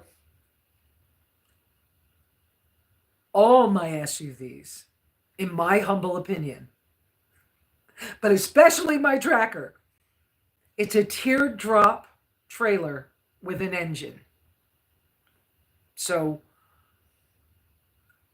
I have done a lot of research on how to live on boats. I've long distance hiked already. So I pay attention to the things other people that I see other people do. I have built and rebuilt and restored vintage trailers and a couple of larger teardrop things, home built and stuff. I'm just saying, if you think that your small SUV is a teardrop trailer, and then try to figure out the very first thing I do when I consult with anybody or on my own. And there is a video of me doing this with my tracker when I first got it. I take a tape measure out and I get inside and I start opening windows, flipping things, figuring out how the seats move. Are they hard to move? Because mine's older, right? I may have to redo my mechanisms or at least grease them or something. But you get my drift. How much measure things, how much space. And, one of the first things I did in the tracker was how much space is there diagonally across the tracker? Because I thought it was super small. And when I found out that diagonally it was 7 feet, it was like, oh, well, there's more room in here than I thought there was. And then when I found out the seat went all the way back, then when I removed the back seat, then I've only got to fill in the height or the thickness of the back of the seat and the headrest part. And mine are bucket seats that are all one piece. So when it lays down, it's like 5 or 6 inches that I have to fill in. It's kind of a piece of cake. I have filled it in with supplies. I have filled it in with an extra tent And because a tent is soft, then you put your camp mat on top of it and on top of the fabric of the seat. And you're basically pretty well cushioned because most of my body is on the actual seat itself, which is already cushioned. So kind of easy. But if you think like it's a teardrop trailer and do a little research on teardrop trailers and what's possible to do. Stand at the back door. So one of the things I'm trying to figure out, whether I go with this company that's making the new bag hanging kitchen or if I make my own, it doesn't matter. I want what Candy has on the rear of her.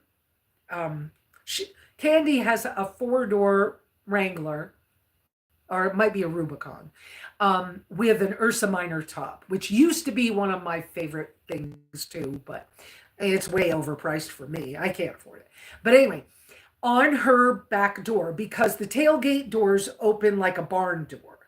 So mine does the same thing, like a Jeep. Mine, the top hatch door opens like on a pickup truck, and then the door opens sideways. I want to put a tailgate table similar to what Candy has on the back of hers. Well, because titanium cutting boards are so cheap right now, they're under $30 for pretty good size ones. I just need to freaking buy one because I could have somebody help me make a mechanism for a titanium cutting board to be my table. That won't weigh like hardly anything. And I don't want too much weight on that back door because the hinges are older, right? They don't have a problem, but there's also a tire. My spare tire is on that tailgate, and that spare tire is larger than the original size, so it's heavier. So I want anything else I add to be lightweight. So it just makes sense to me when I found these titanium cutting boards. I need to get one, but I still have to eat and get through the month, so I try to be careful, right? So, um, yeah, the thing with teardrop trailers for me personally, they're just a bed. And, well, they're just a bed in a kitchen.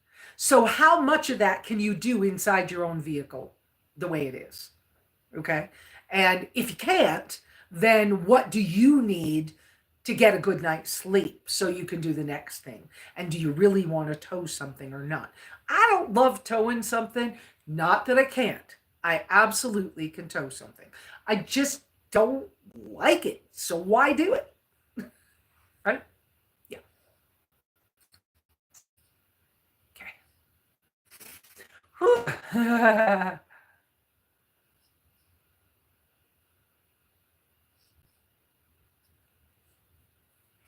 Oh, right. I wasn't thinking that, Donna Kay. Wendy wants the time to be different. Thank you, Melanin. Thank you so much that you don't mind paying for good info.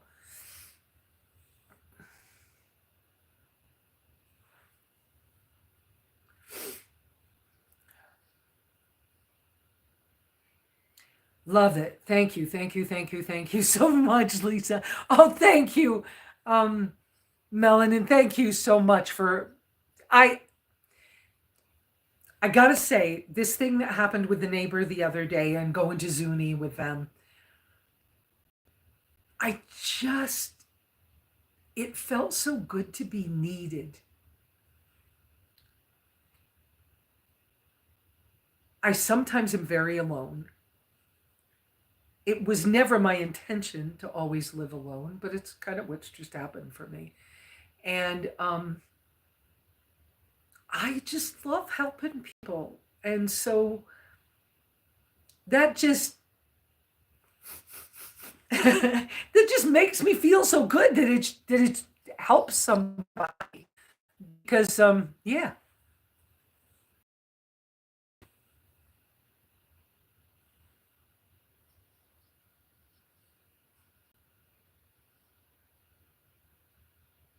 Who's that? Iris going, okay, bye, Iris. If I missed you, I'm sorry. Um,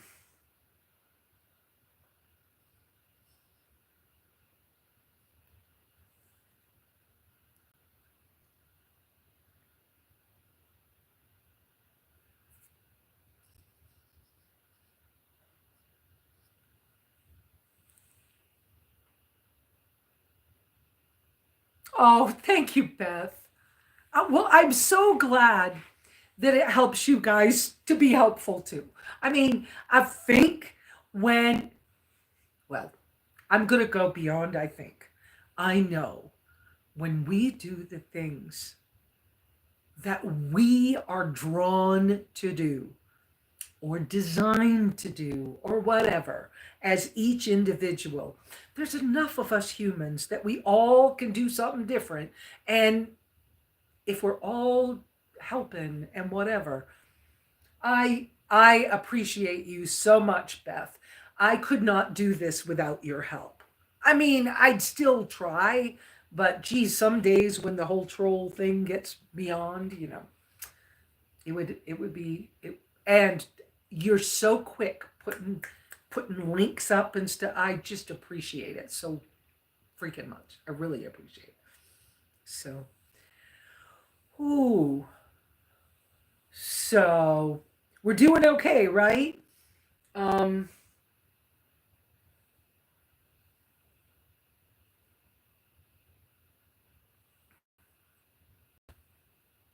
I I haven't shown you guys this. So somebody gave me a really huge solar system the other day. Batteries and all.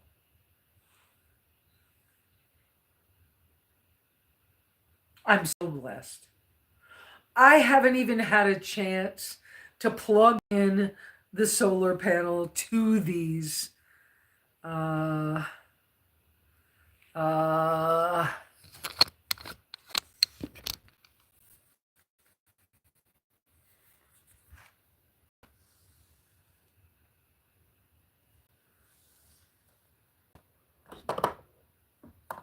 there are three, wait, these cables are incredible.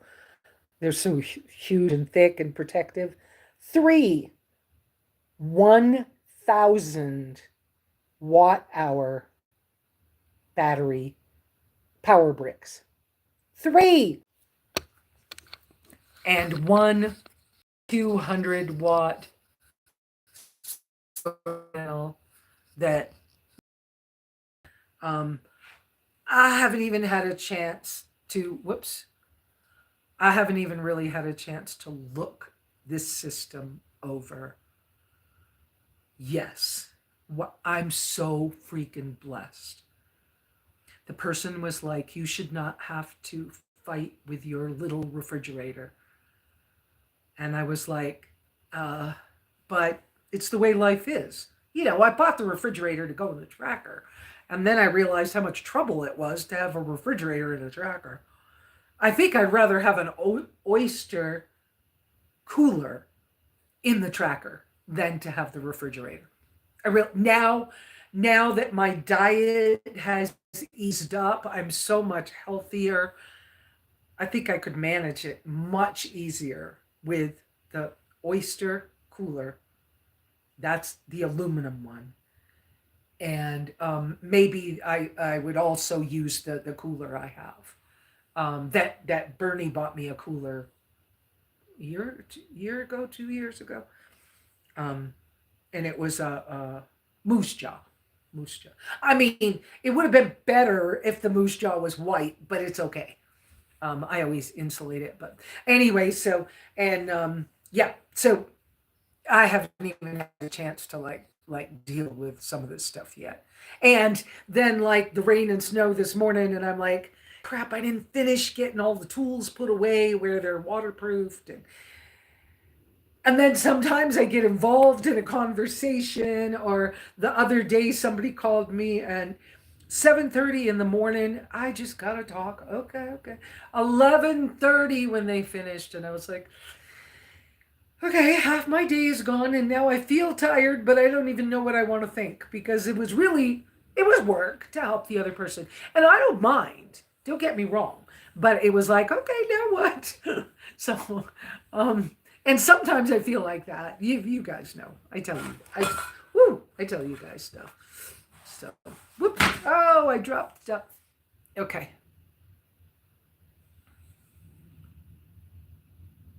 Okay. I saw that. I saw that. I saw that.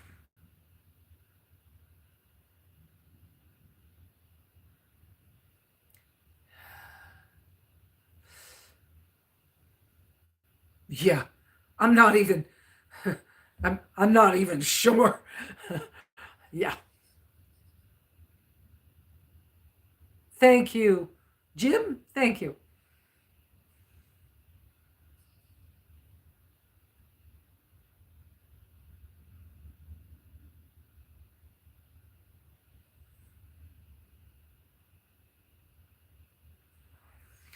So, any more questions today? You know what I'm going to do while you guys think a little bit? I'm going to set up one of the stoves over here and put some lunch on, if you guys don't care. And because the timing was all off this morning, and I don't mind being on for a little bit longer, let me. I think I can get a burger put on for Wendy. Can I get, if I put two on Wendy, then I don't have to cook later for myself. Whoa, whoa, ouch. Oh, crap. I caught my fingernail on the window. That didn't feel good. All right. These are not my favorite of the burger patties that I bought. These are not the good ones, but you know, there's something, they're kind of a weird texture. I mean, there's nothing wrong with them, but I don't love them the same. You guys really seeing me today. But if I get this set up, because Miss Wendy is not leaving me alone. Miss Wendy keeps going, Mom, I'm hungry, I'm hungry. So this is this alcohol bottle. Alcohol expands in the heat and evaporates. And so I'm just seeing me in my pajamas and I'm like, oh, my belly. Anyway, and so you push this thing down to release the pressure so you can pour the alcohol. That's what's so great about this bottle. And I learned something. I started to tell you this. You guys can hear me okay? I started to tell you this before when I was talking about the travels in Baja. Some of the things I learned on that trip were about how my tracker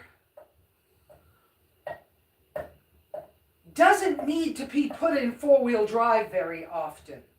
My tracker also doesn't need to have the tires aired down very often.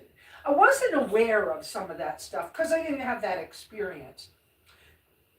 Candy remembers my first really straight up and down hill, and I was so freaking scared that I was gonna roll over somehow, backwards or something.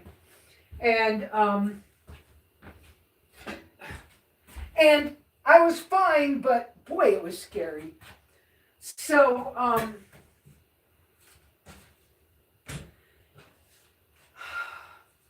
crap. I did something now. I forgot what I was telling you. Oh, this fuel bottle. So we had one day when I nearly ran out of fuel. And everybody had to wait for me to go find a farmhouse and to beg to buy gas from a farmhouse. It worked. I bought gas. And I kept saying, how am I going to carry spare gas in case that happens again?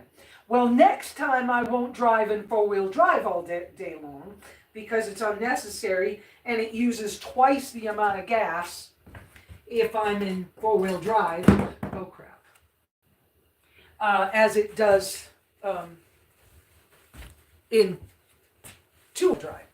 So learning that, will prevent some of that happening. But there's bigger bottles like this. And that's what I need to have for a spare gas can on the tracker. And I need to have something like that with a, what's it called? With a rack that can be attached to the outside of the rig so that I can have a spare gas tank. And I don't have to hunt for a farmhouse quite so much. But that was a learning curve as well. That I didn't realize not to do those things. Sometimes experience helps a whole lot. And like Candy and some of the other friends that were on that trip, they've been off-road rock crawling with motorcycles and Jeeps and pickup trucks their whole lives. So to them, they were like, you didn't know how to do, you didn't know do blah, blah, blah. And I was like, oh, whatever. No, sorry.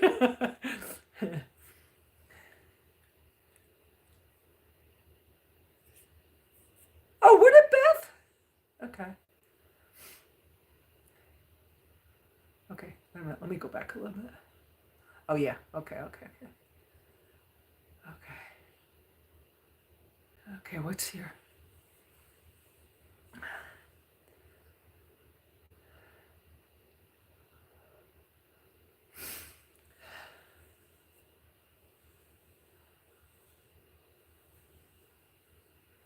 Yeah, Beth, that shelf. I bought that on Amazon too. They're still available. I bought 3 of them. I only ended up using 2. Don't remember if I sent the other one back or what. But you remember one time I had all kinds of cups up there and stuff, but I wanted to make sure those lanterns had a home. When you close the front door, if you kind of try to slam it or close it fast, things jiggle a little bit. And I'm like, I don't want to break my lanterns. I really like those lanterns. So,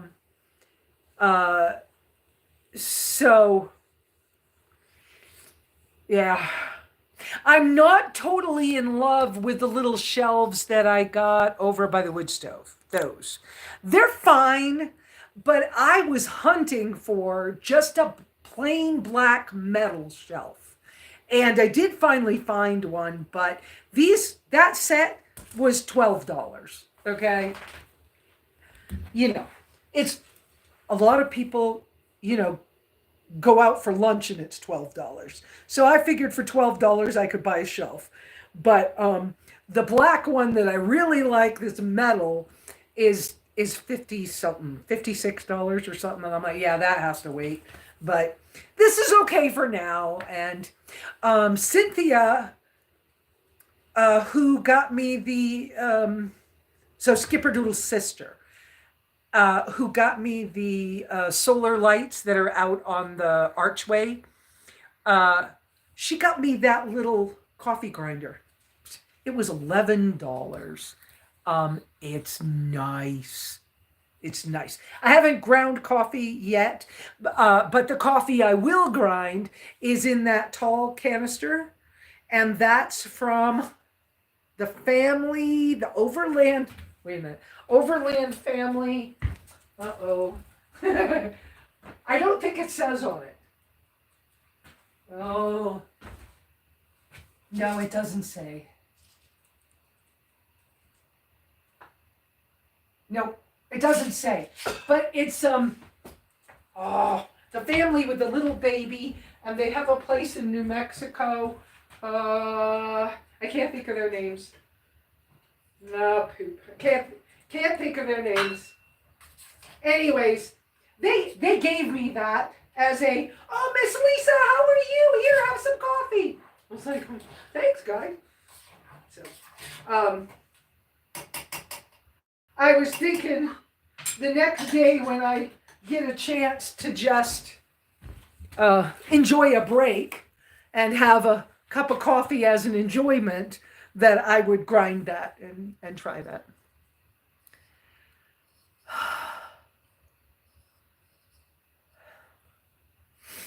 Yeah, I have a way of, I've said many times, I probably should have been a small space designer because I'm just good at it and I know it.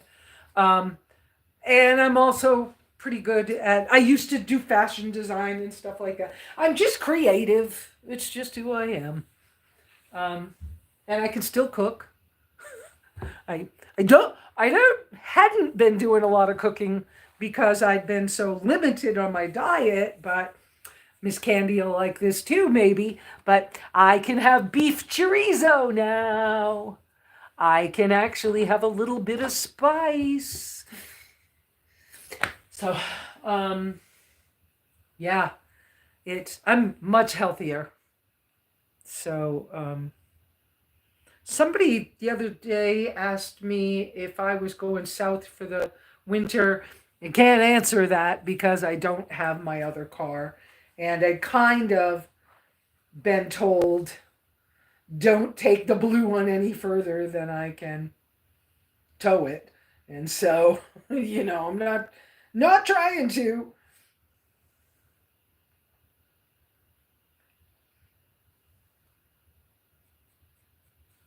So do we have more questions or anything, or are we kind of done?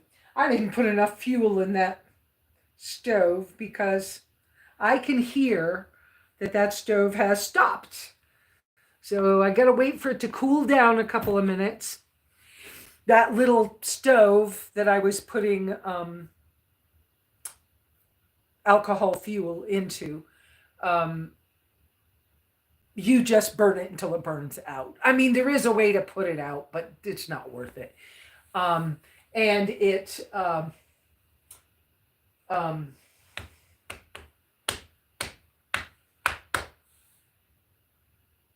okay, I don't know what I was telling you. But anyways, so sometimes I have to fill it more than once to do this because I didn't use the other thing, but I'm almost out of fuel. And I wasn't able to get, sometimes I can get the fuel in St. John's and sometimes I can't. And so where I had been getting it, because we now have a new Maverick in St. John's, they stopped carrying it. So, but cool beans, Amazon will ship it for cheaper than I can make a trip to Walmart and get it. For cheaper than it's on the shelf at Walmart. So I ordered 4 bottles. Um, so it's kind of my way to, what's this, Candy? We need to go back to Baja and make more burritos with chorizo. Yeah, yeah, yeah. And I'm gonna order. I don't know. I'll wait for my EBT to come in, my food stamps to come in on the 7th, and then I'll place an Amazon order for dry goods. And soon I will be ordering. See, some of those dry goods I have to pay for myself. Some of them I can get and use EBT.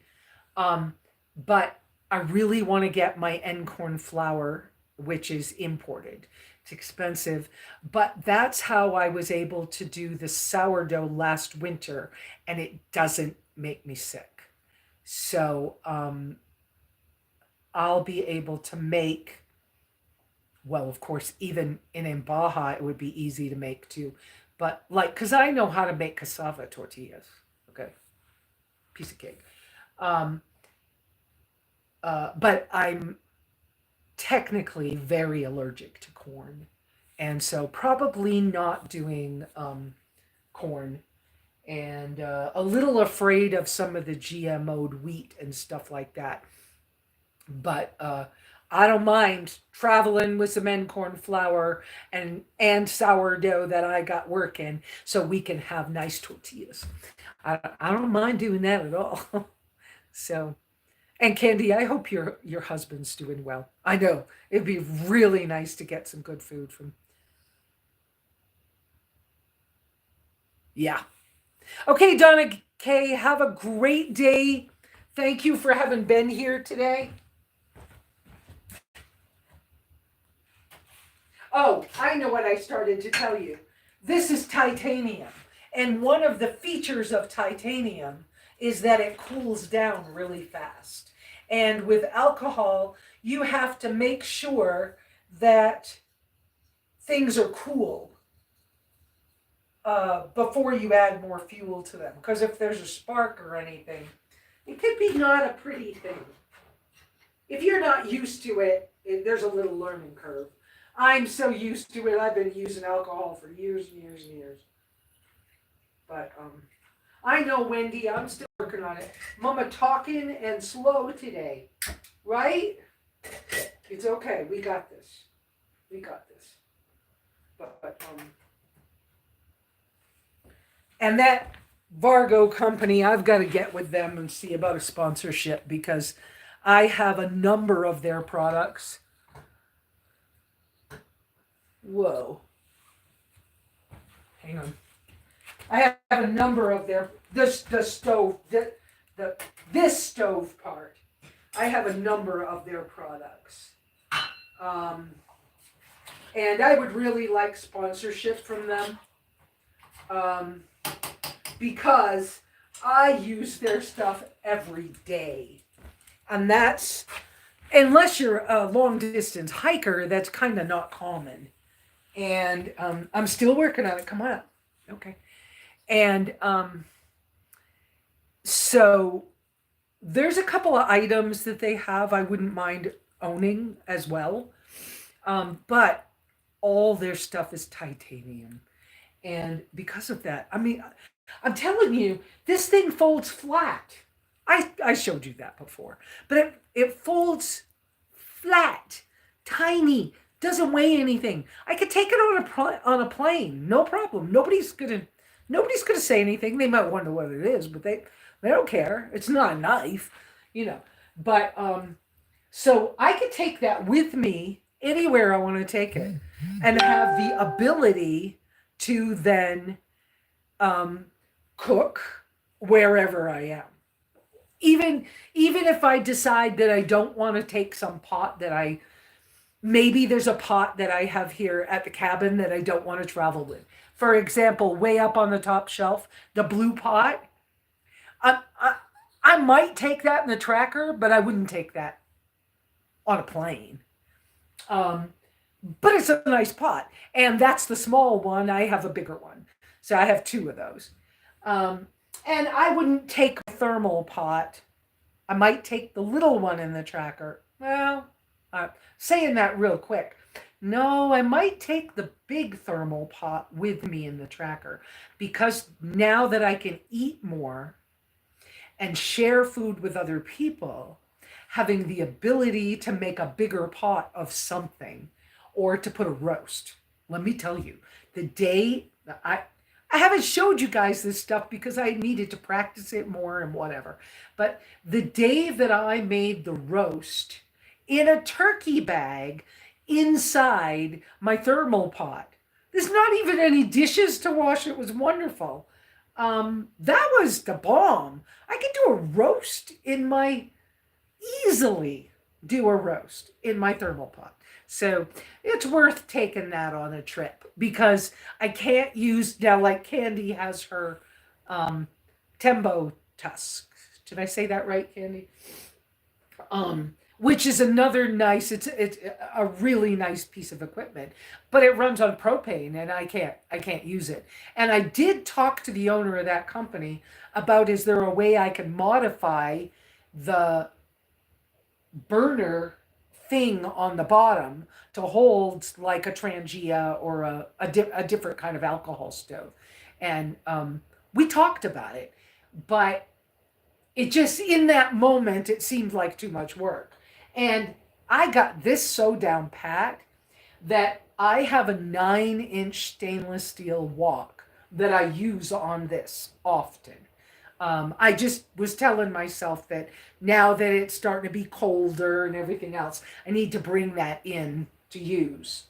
But there's no point in bringing it in today because I'm going to have to wait on fuel. I may have to cook on charcoal outside for a minute. Yeah.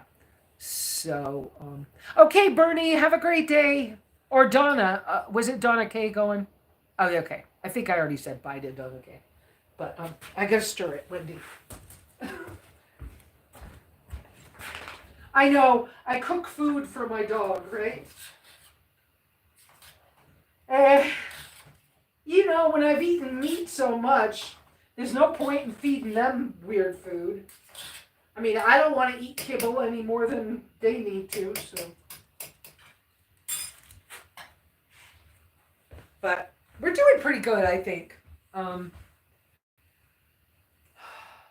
And being helpful to somebody else like I was the other day, and then, and today too. And then, I don't know, it gave me some more energy. And realizing I'm more healthy than I thought it was. I mean, I had lunch with the guy, and he was like, "Would you gotta eat something?" And I was like, "Yeah, no, I'm not really hungry," and because I wasn't.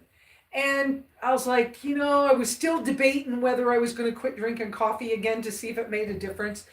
And then I was like, under normal circumstances, I would just say, "Let me get a cup of coffee, and we'll call it a day."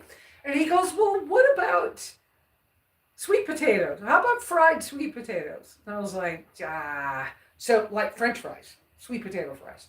And I was like, "No." And then I was like, "You know what? Okay, let's try them. No problem at all. I didn't get sick. I didn't get nothing." And I was like, "Okay." And it was carbs, and I didn't like wake up the next day, fat and or whatever, bloated, whatever. And so it's kind of when I realized I'm healthier than I've been really healing up. I hadn't given myself credit for that because I wasn't around other people where I would notice it either. So it's kind of nice to get those things pulled together. This came from Pixie's house. It's a silicone mat, hot mat that's very dirty today. I don't know where to get these, but this is a nice hot mat. But people like me that use a lot of actual fire instead of like stoves, you sometimes have to be careful with the silicone because you could actually melt silicone if you're not careful with a real fire. So I have a lot of static in this shirt, don't I? Miss Wendy Woo. It's hot. You hang on a minute. I'll cool it down for you. Mama has to wash dishes today, too.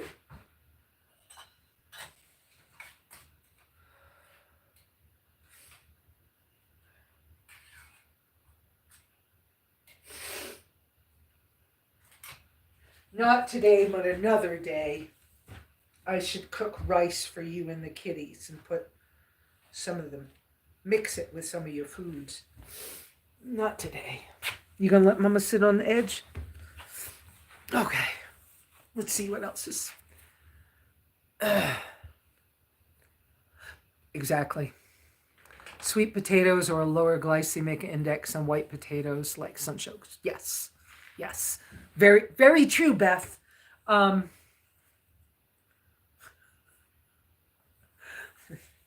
why this shirt looks funny to me.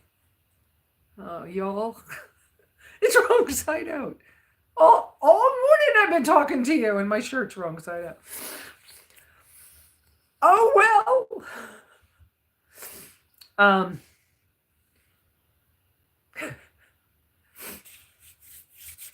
Sunchokes are Jerusalem artichokes, right?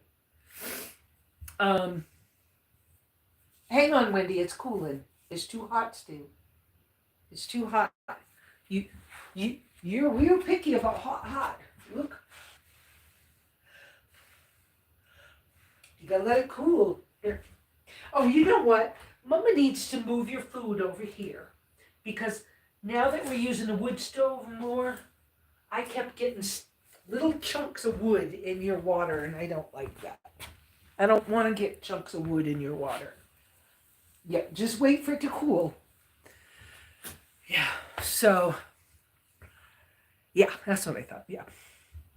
Oh, and my asparagus is still green. And, okay, it just, some of them have seeds on them. I never saw that before. But, anyways, how cool. Yes, this place loves asparagus. Okay.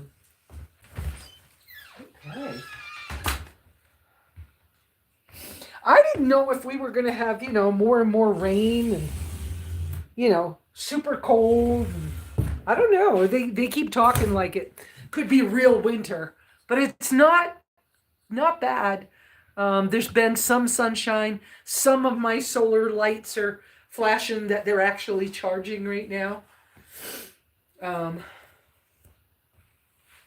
So hope that keeps up because having a good charge that will last all night might be helpful.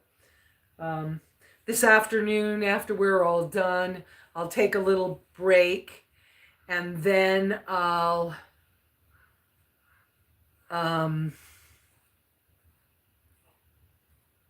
cells that are blowing in. That's what I thought. I'll take a break after we get off and then I'll go get some more wood in for tonight. I have a bag that I probably will travel with that bag in the future after I get the new racks for here.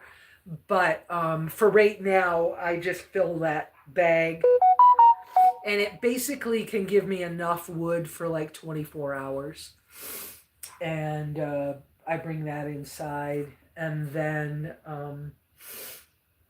I don't keep the fire, like right now, I mean, it's warm enough in here and I just cooked her lunch. So it's warm enough that I don't need the fire going right now.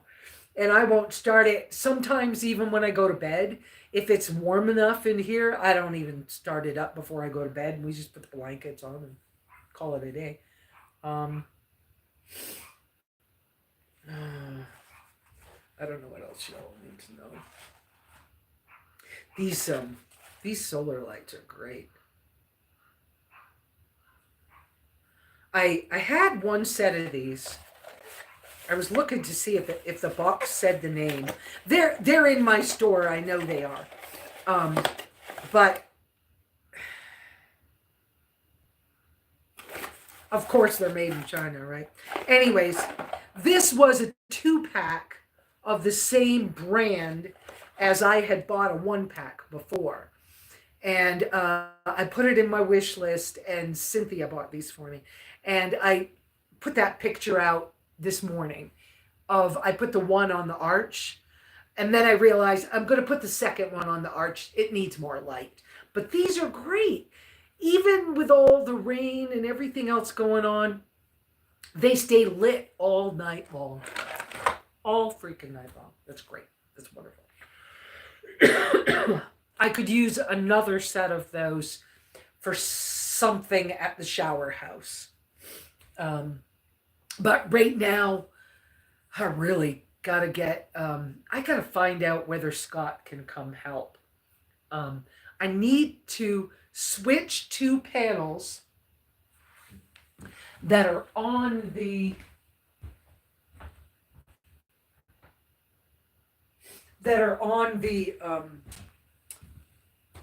roof of the Wendy, that are on the roof of the shower house. 2 of the metal pieces that are up there are too small, too short. And so when it rains, the water comes right inside because there's a gap. And so I have two pieces of the right size that need to go up there. But some of that metal is really, really sharp. Yes, I have gloves and other things, but I need to get those on there because the cats live in the shower house. And I think I finally have an idea of what to do with that outdoor sink because honestly, once it gets cold like it just has, I don't know why I didn't think this before, okay? But once it gets cold like it just did, um, or it is right now, I don't use the sink outdoors except to dump the dirty dishwater in. Or if I decide to wash clothes, then I'll dump the bucket of water in there because over the winter, that drain goes into a system that waters a tree, basically. And because it's underground far enough, it's insulated so it doesn't freeze. And it gives me a place to dump that water all winter. Um, and this is kind of what you do in dry cabins. But so that outdoor sink, I finally came up with an idea of how to manage it in a better way because it's seasonally used more than anything. I see cues. How long does asparagus have to grow before you can pick them? They recommend that you don't pick any for the first 3 years. Mine's been 4 years or 5 years. I've picked a bunch this year and a few stalks last year. I don't know that I let it wait the whole time, but what a blessing to just have asparagus that grows all by itself. And you can leave it in the ground and it'll just keep doing its thing for 20 years. You don't have to replant it for 20 years. So I see more cues. Let me see what else. Just messaged you. Hope to hear from you. Okay, great. Wonderful. Yes, I will probably not too much today. Don't expect a lot today, unless before I go to bed, I'm just in a mood. Okay? But that's because my Sundays, and especially on a day like this, I feel kind of bad for you guys that I was not quite, you want out front? That I was not quite up on the whole timing thing. So I kind of, yeah. So I'm giving you more timing because, I could have paid attention to things like daylight saving and I didn't. So.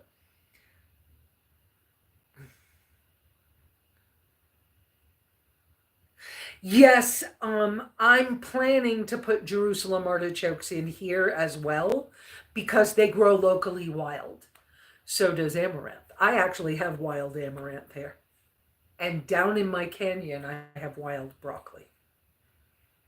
That's pretty cool. Um,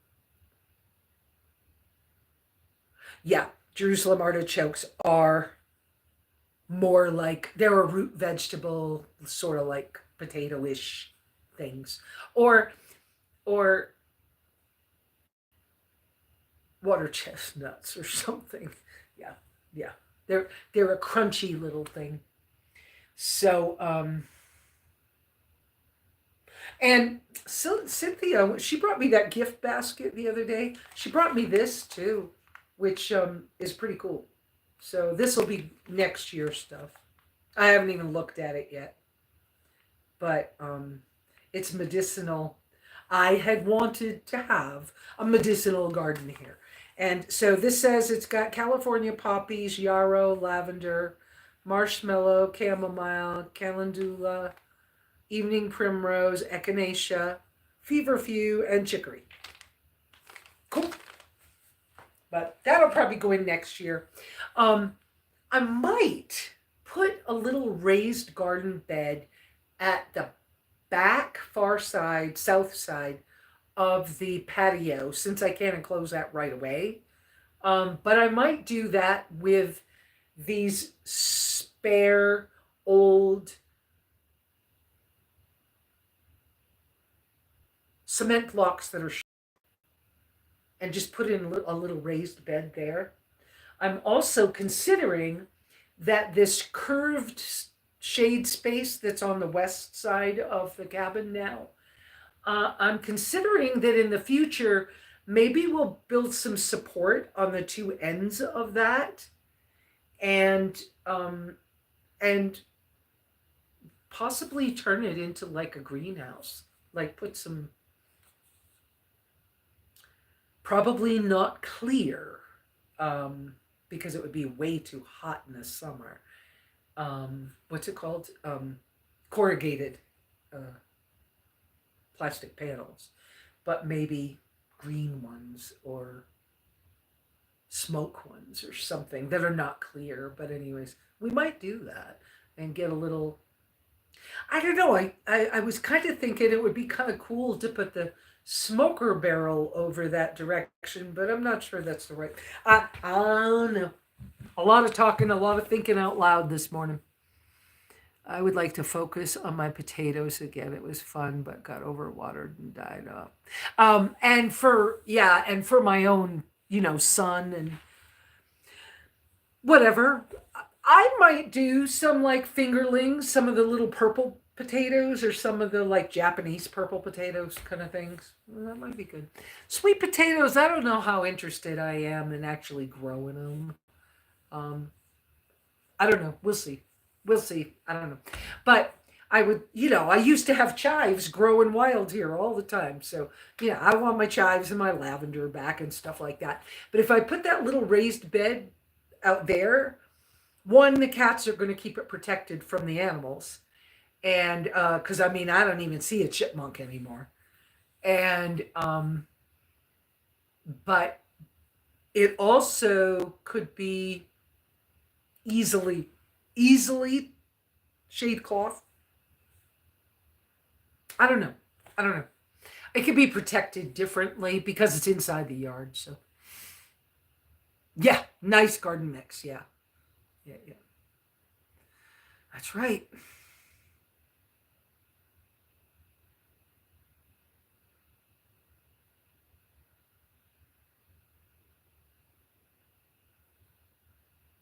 Yeah, and now I have on my shopping list or something in Amazon, not wish list stuff yet, but I found those solar automatic plant waterer system things, and for under $40, definitely under $50, but under $40. You can get a solar system that you can set to just water your plants for you, and it will turn it on and off. And as much as I like my individual solar things, like I've told you guys before, the light that's inside here in the cabin, it has its own solar panel. The light that's on the back patio has its own solar panel. Most of my things are like that. I don't want to wire in the walls. I don't want a bunch of wired stuff. It's easier.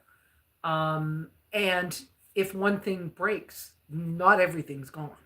So having the little solar activated, watering system that shuts itself on and off, kind of nice. You don't overwater that way. So it's kind of nice.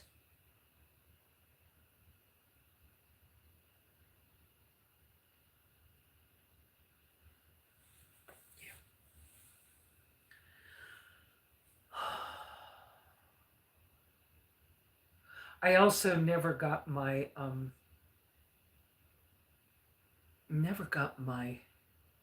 bathroom bag back together from when I used to travel. So I'll be looking at putting that together. I got to remember, Jer, and bring you the salve when I come in so you can have some of that for your thumb. I'm glad you're healing up.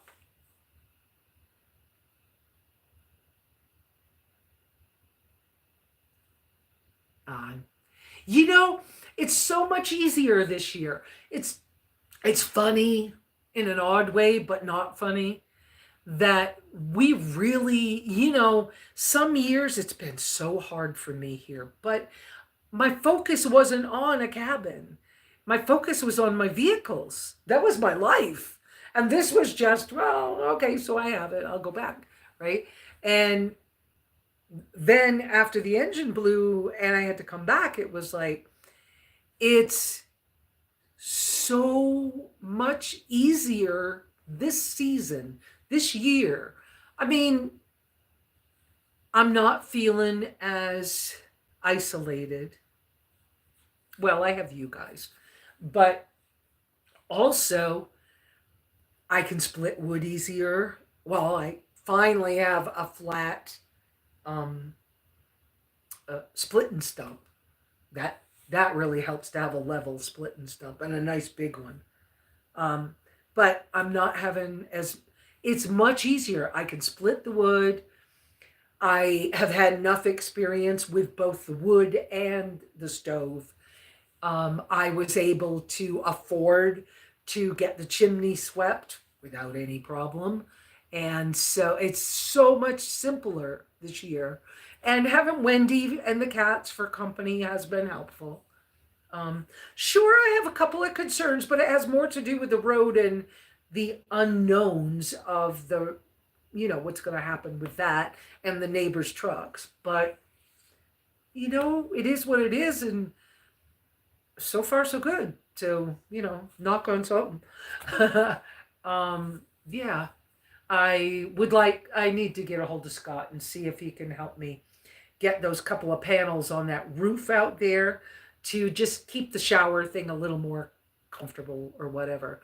And then as soon as I can get the barrels fixed, then I only need 24 hours for the health department to come inspect those. And then one of them, the storage one, because I won't be using it, can just go behind the shed for now. And because the shower will be too cold for taking a shower in the winter, I take washcloth baths. I put a towel on the floor and my nice stainless steel, basically it's a salad bowl, 11-inch bowl. I put hot water in there with a washcloth and I stand on the towel and do my thing. And then once a month-ish, I will pay for a shower down in St. John's because I can get one and then I can wash my hair, or whatever I want to do. But on a good day, a good sunny day, I'll take warm water out and wash my hair outside, no problem. Um, but because of that, anyways, the 2 barrels I need to make that are the compost batch system that the county will come look at, they only need 24 hours notice to come look at those. So soon I can do those. I'm like that close to doing those. And so once he inspects them, then the extra barrel can go be behind the shower house, and I'll just put the one in the shower and use it for the winter. It's just what I'm going to do this year. And that'll just be easier, simpler than all the other stuff. And then I don't have to worry about dumping a bucket or anything. All that's just simpler. And the cats are pretty comfortable in there. They've got straw in cardboard boxes inside milk crates with fleece blankets covering them and a little opening that they stick their head out.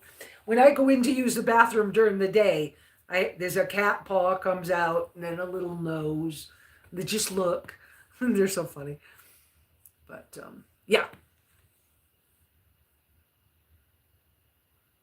Oh. So yeah. Well, Jeremy, I'm glad it's feeling better. Yep. So yeah. So things are easier this year. Um, I actually every few days go out and up on the ridge with my coffee or just with the cat and dog. I'm hoping soon to get back into a habit of something else I used to do all the time. I used to walk the road It's a half mile out and a half mile back. So it was a mile. And I would do that every single day, sometimes twice a day. And after the neighbors moved in, the closer neighbors, I stopped doing it because it was disturbing their dogs and making the dogs bark and stuff like that. And I don't know if they said anything, but I felt bad about it. I just decided I'm doing it again because I don't have a path down in my canyon yet. Yes, the goal someday is to have a path down in my canyon and back up. But right now I don't have it. So I'm just going to get back to walking that. I need to buy a pair of boots, but I haven't. I fairly certain I don't have the money to be buying boots right now. I need to though, and I need to get them from Zero Shoes because live life feet first with your barefoot shoes because it's more comfortable and it's better and healthier for us. So, all those things, as much nature as we can do. Well, guys, I don't know about you, but wow, 4 hours. Can you believe I've talked for freaking 4 hours? Somebody put me out of my misery. I think maybe it's time for me to take a break too. I love you guys. I'm so glad we get to visit and do these things. I hope that I hope some of this stuff is useful. Sounds like it is. I love having you guys to talk to. And Jer, I will see you this week. Don't know what day. Are you working? Are you back to work yet?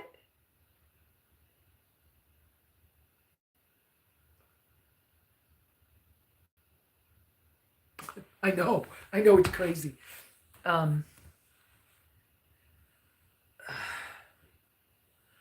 Maybe I'll get a hold of you, Jer, and let you know what. Oh, okay. Maybe I'll let you know what day I'm coming in. So if you want to do lunch or something, I mean, it depends on my money, but right. But maybe we could find a hamburger or something. Wendy, your food should be cool. Oh, goodness gracious. Can you see that cat in the window? That is Karma. Karma is the same size as Wendy right now. And Chaos is not. Chaos is half the size. But Wendy and Karma, and look, that's the fence, the corner fence post. He's like, oh, I want to see in the window. What's Mom doing? So, okay. So, y'all have a wonderful, wonderful day. Enjoy what's left today. Wendy and I gonna have a little something to eat. Maybe we'll go for a little walk. Well, we have to go get wood, so we'll at least do the wood thing. And make sure that bag's full. And y'all have a great, great week. And I will be checking your email, Melanin. And we will chat and see what we can do to help you out. I know I love you, Miss Wendy. Okay, you guys have a great week. See you next week. Same bat time, same bat channel. Ciao.